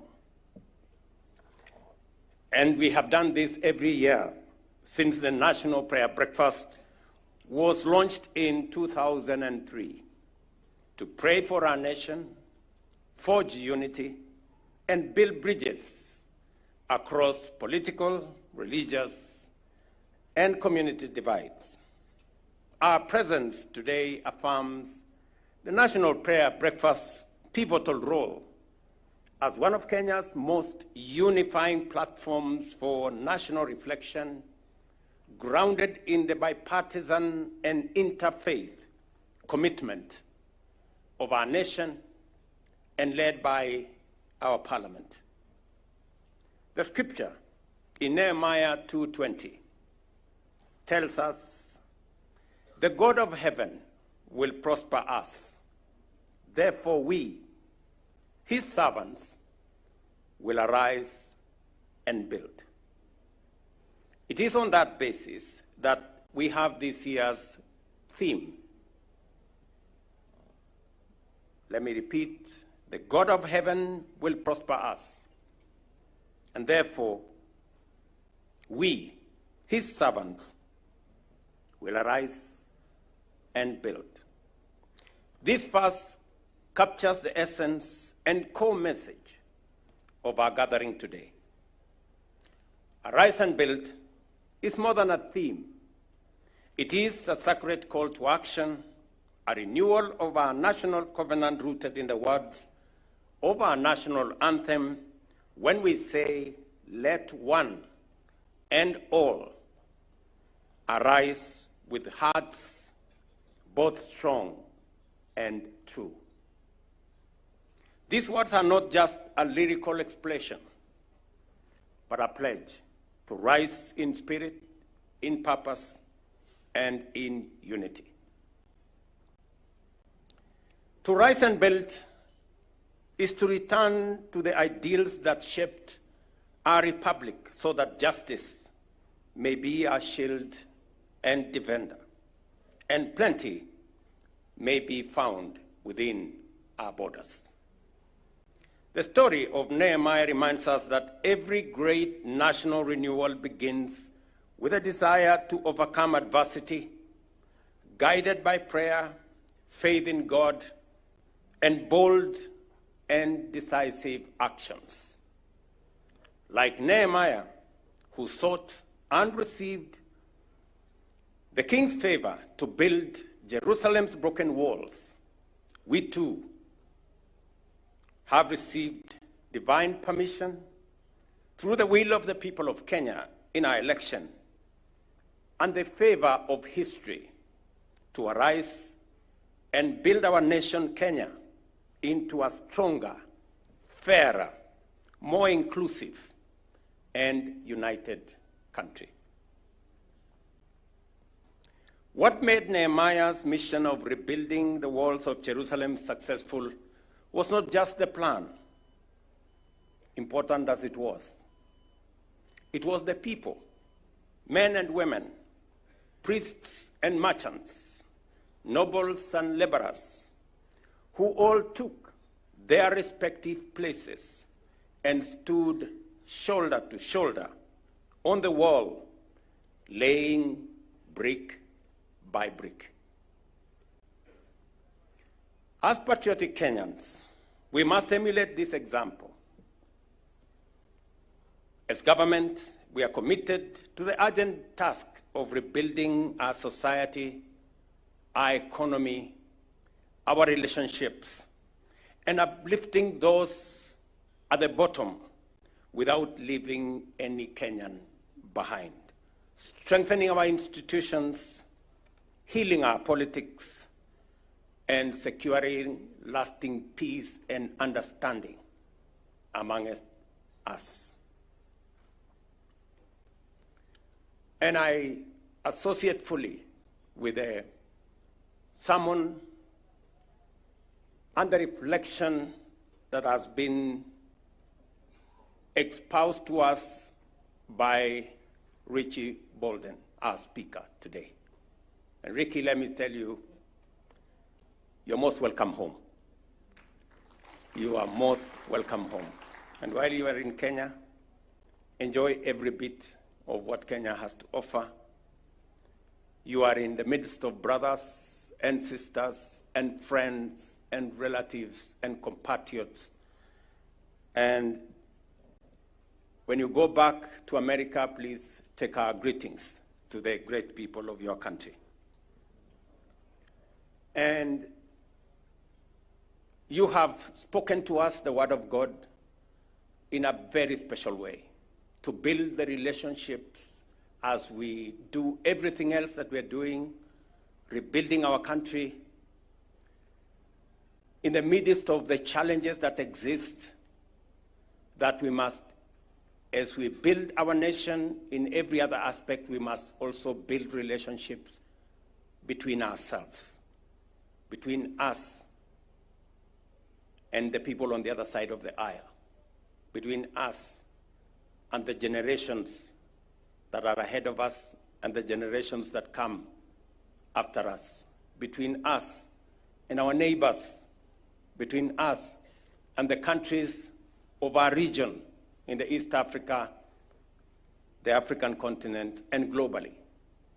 And that is why in this prayer breakfast, we have people from across the world. We have seen people from different parts of the world come and fellowship with us on this occasion as we build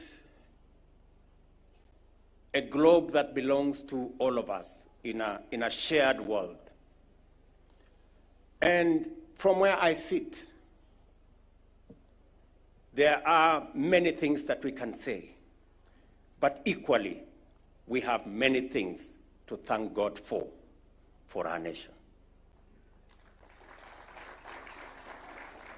We have many things to thank God for our nation. I say this without fear of any contradiction. There are many people who had given up on the economy of Kenya.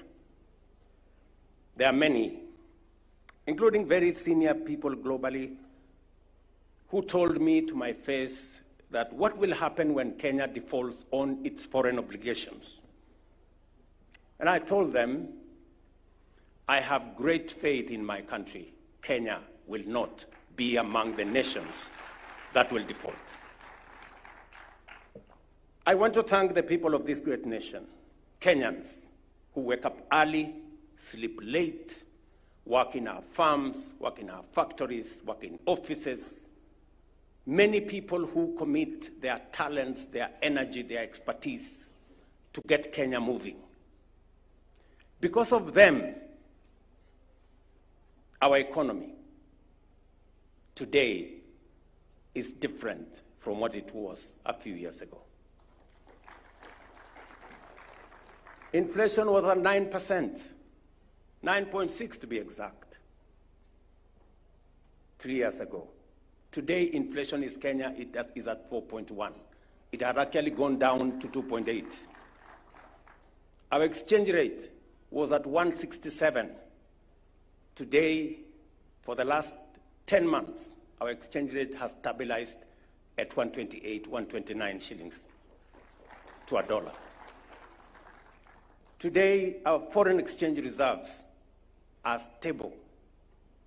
Yesterday, I had an occasion to look at the numbers with Rosalyn, our principal secretary for diaspora. I don't know whether she's here. And speaking to diaspora and what they are doing in supporting our nation. In the last 2 years, people in diaspora have contributed resources to Kenya, going up from $4 billion. Last year, we reached $4.95 billion. In other words, our diaspora has contributed an extra close to $1 billion. And so we can count as a blessing that God has healed our economy. I also want to thank God for what he has done to us, especially in our agricultural sector and food production sector. A few years ago, not too long, we had stunts in our streets because of unga. I must say, and I must thank God, that God has given us favorable weather. And we want to thank God for the rains in our nation. For the last 2.5 years, we've had favorable weather. Our agriculture is doing well. We have increase in our tea sector. We have a better paying coffee sector. We have reformed our sugar sector. It is doing well. And our tea and our milk dairy sector is equally improving. We thank God for the blessing of having food on our tables, for having our agricultural sector moving in the right direction. Let me also say this. Our children are a heritage given to us by God. And the best gift we can give to our children is to make sure that they have the best education. And it is the reason why I must thank members of parliament who have supported me in making sure that we have resources to make sure that we teach our children. Last year, we spent 650 billion Kenya shillings, almost $5 billion, to get our children. Hired more teachers, spend more money on our higher education, and our education sector is coming out of huge debts. I must say, we have reason to thank God for what God is doing in our country. Let me also say this, that doctors treat, but God heals. And for a very long time, proper medical care was a preserve of the people who can afford and the people who have the means. We have, as a nation, tried for a very long time to have a healthcare infrastructure that supports everybody, that gives every Kenyan a chance. I must thank our doctors. I must thank our nurses, the medical people in the medical space. I must thank members of parliament. I must thank governors who work with us to make sure that the rollout of a healthcare system that gives every Kenyan a fair chance, whether they have a job or they don't. Today, we have testimonies across Kenya of what universal health care, Taifa Care, is doing in our nation. I must say, I am very proud that we have moved the number of Kenyans who today are registered on our universal healthcare space from what it was, about 8 million Kenyans. Today we have 22.5 million Kenyans who are in that space. And the good news is that every day, I mean every single day, approximately 50,000 Kenyans register voluntarily on our universal healthcare portal. And the future is going to ensure that no Kenyan is left behind on such an important subject as the health of the citizens of our country.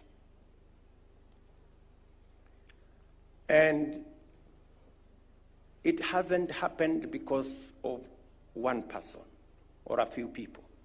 It has taken the collective effort of all of us as a country, as a nation, to get ourselves where we are. And it speaks to what Nehemiah is telling us about rebuilding the wall.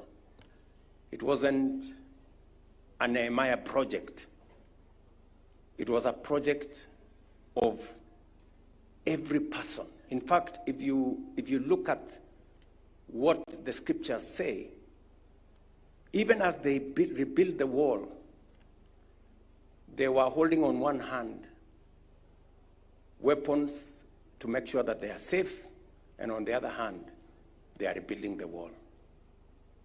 They were multitasking to make sure that the wall was built.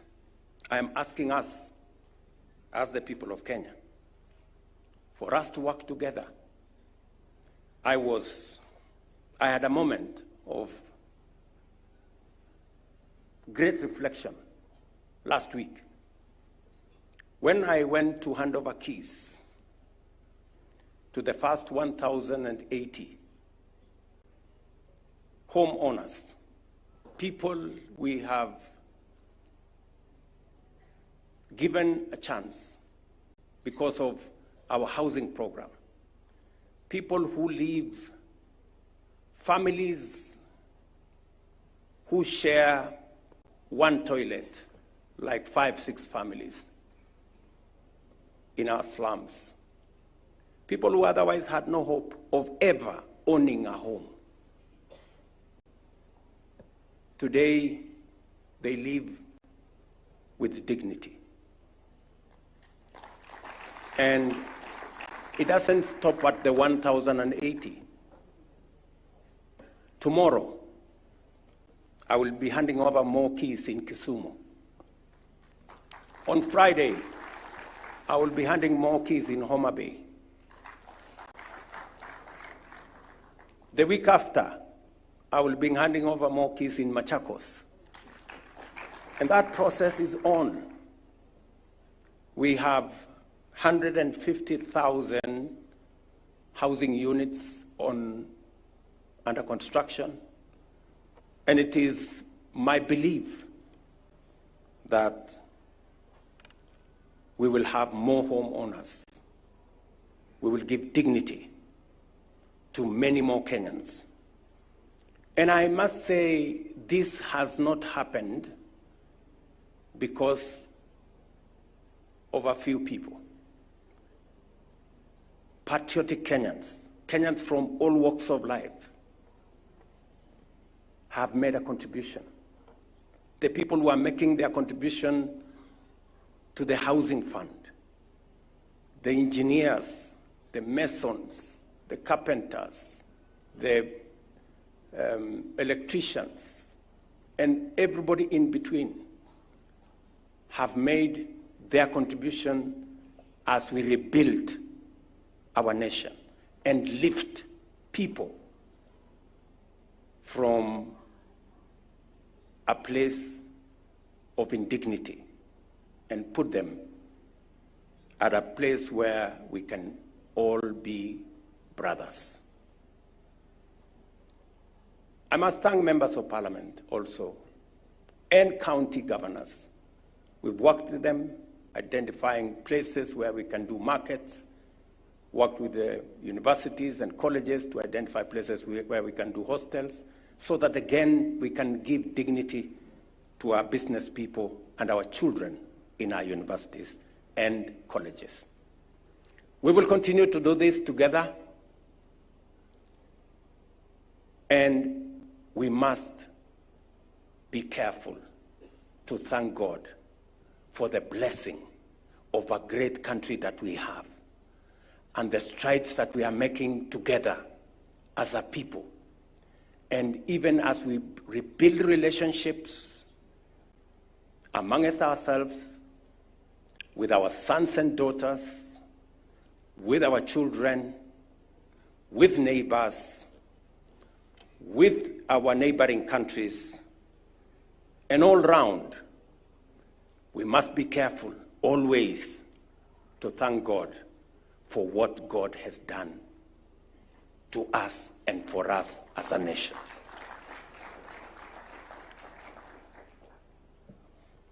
Because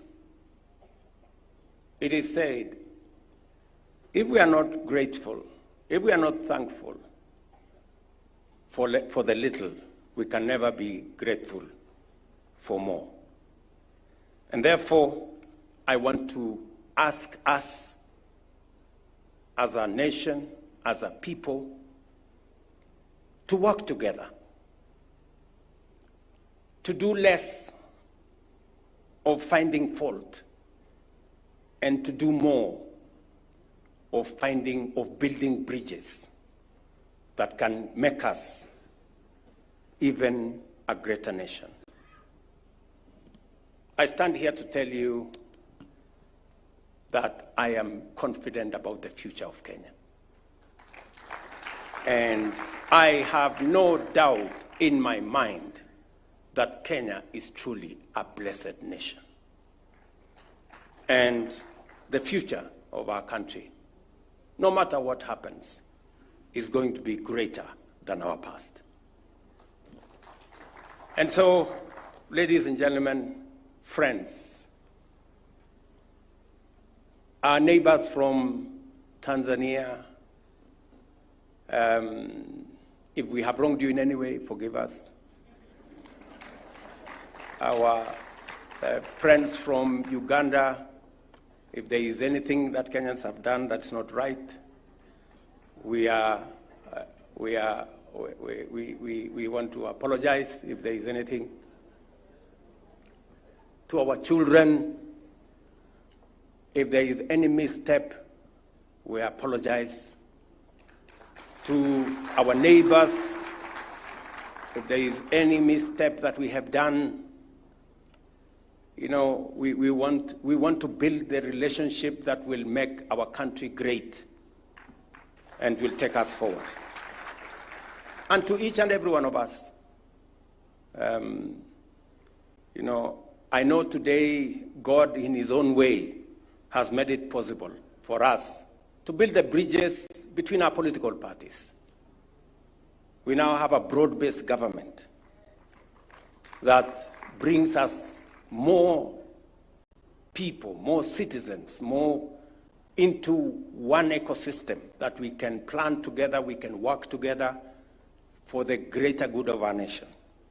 And I want to remind you, great people of my country, the words of Psalms 133, verses 1, 2, and 3. And I want to paraphrase to say that the Word of God tells us how good and how pleasant it is for brethren to live together in unity. It is in God's perfect will and plan for us to live together in unity across political divides, across our communities, across our religious divides. We live together in unity because there is a reason. Verse 3 says, where there is unity, God commands a blessing. There is a dividend for unity. And that dividend is God's blessing. And so, friends, as I speak to the future of this great nation, I will paraphrase the words in Daniel 11:32 that say, for those who know their God, they will be strong and they will do great exploits. Because as a nation we know our God, the God we believe in, this nation is going to be strong and we are going to do great exploits. Thank you very much. God bless you. God bless our country. God bless our neighbors. And God bless our friends who have come to join us today. Asanteni sana.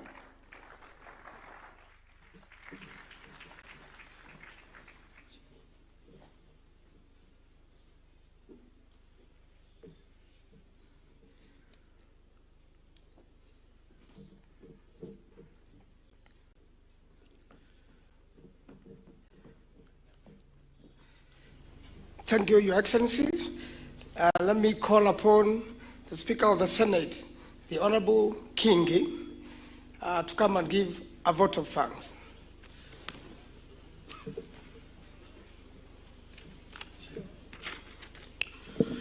Your Excellency, the President of the Republic of Kenya, Her Excellency, the First Lady, Mama Rachel, His Excellency, the Deputy President, and your lovely wife.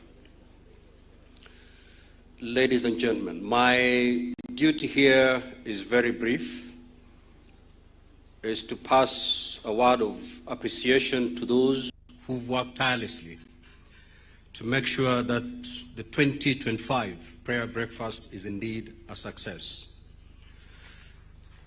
You will agree with me that the 2025 prayer breakfast has been a big success. Now, the Swahili say, ukiona velea, jua vimeundwa. Behind this success, the men and women who've worked tirelessly, slept less to make sure that we have this event. These are the people I'd wish to acknowledge and appreciate for their big support for making sure that we have this wonderful event today. But first, allow me to thank the Almighty for giving us the gift of life and allowing us to gather here today to fellowship. Were it not for His mercies, all these plans will have gone to waste. So our first appreciation goes to the Almighty God for gathering us here to fellowship together.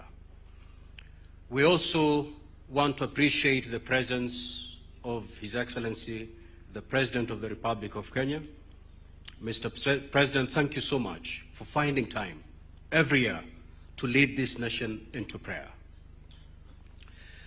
You have acknowledged indeed in your speech here today that without God, nothing would be possible.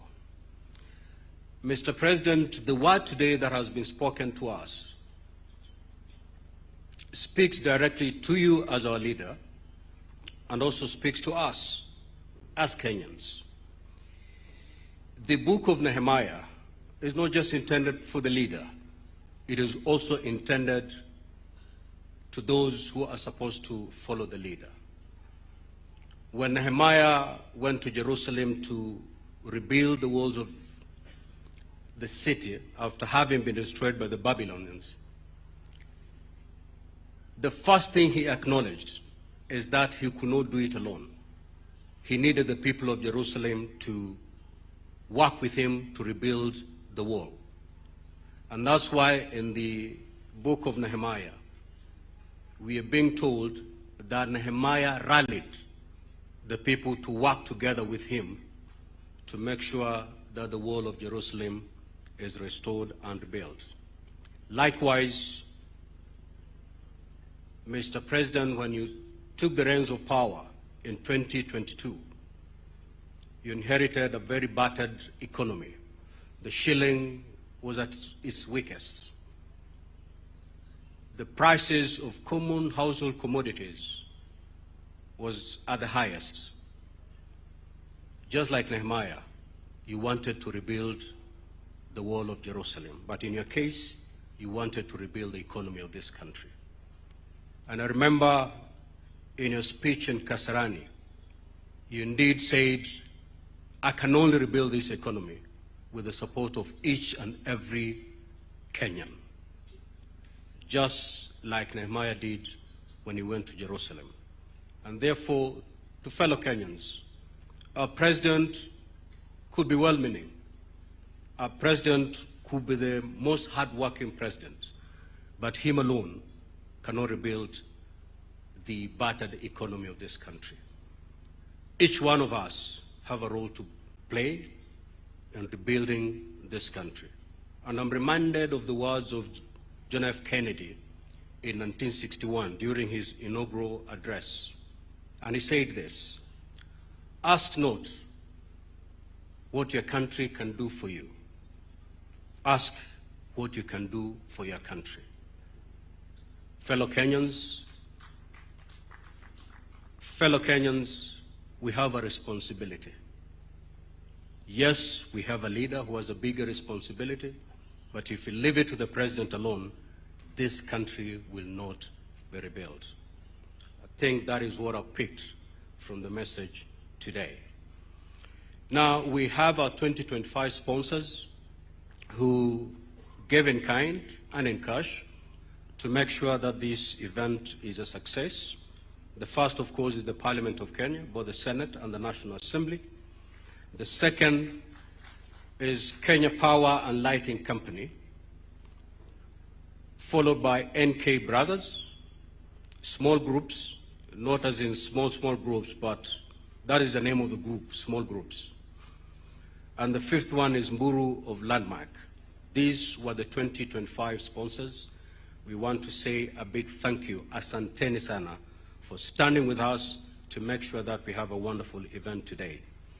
Now, we have the legacy sponsors, ABC Bank, Almasi Beverages, APA Insurance, Bamburi Cement, Bidco Car and General, Cooperative Bank, World Vision, Stardom Hotels, Sanlam, Safari Park Hotels and Casino, the Privatization Commission, Parklands Baptist Church, National Cohesion and Integration Commission, NK Brothers Limited, Makiga Limited, Qual Agencies, Jumbo Chem Kenya Limited, East African Portland Summit, DT Dobi Kenya, Wonder Joy Party World, and small prayer groups.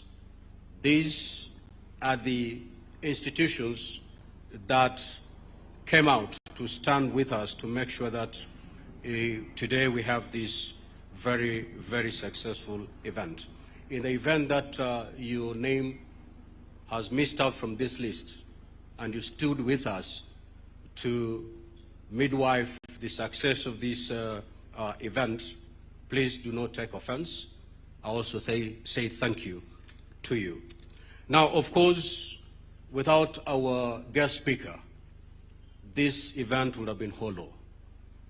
And therefore, we want to pass appreciation to Dr. Rick Bolden for flying all the way to from the United States of America back home, as he said, to come and talk to us, to share that which God had given you, to share with your brethren. Lastly, to all participants from within and beyond the Kenyan borders, thank you so much for finding time to come fellowship with us, pray with us, worship with us and praise the Lord with us.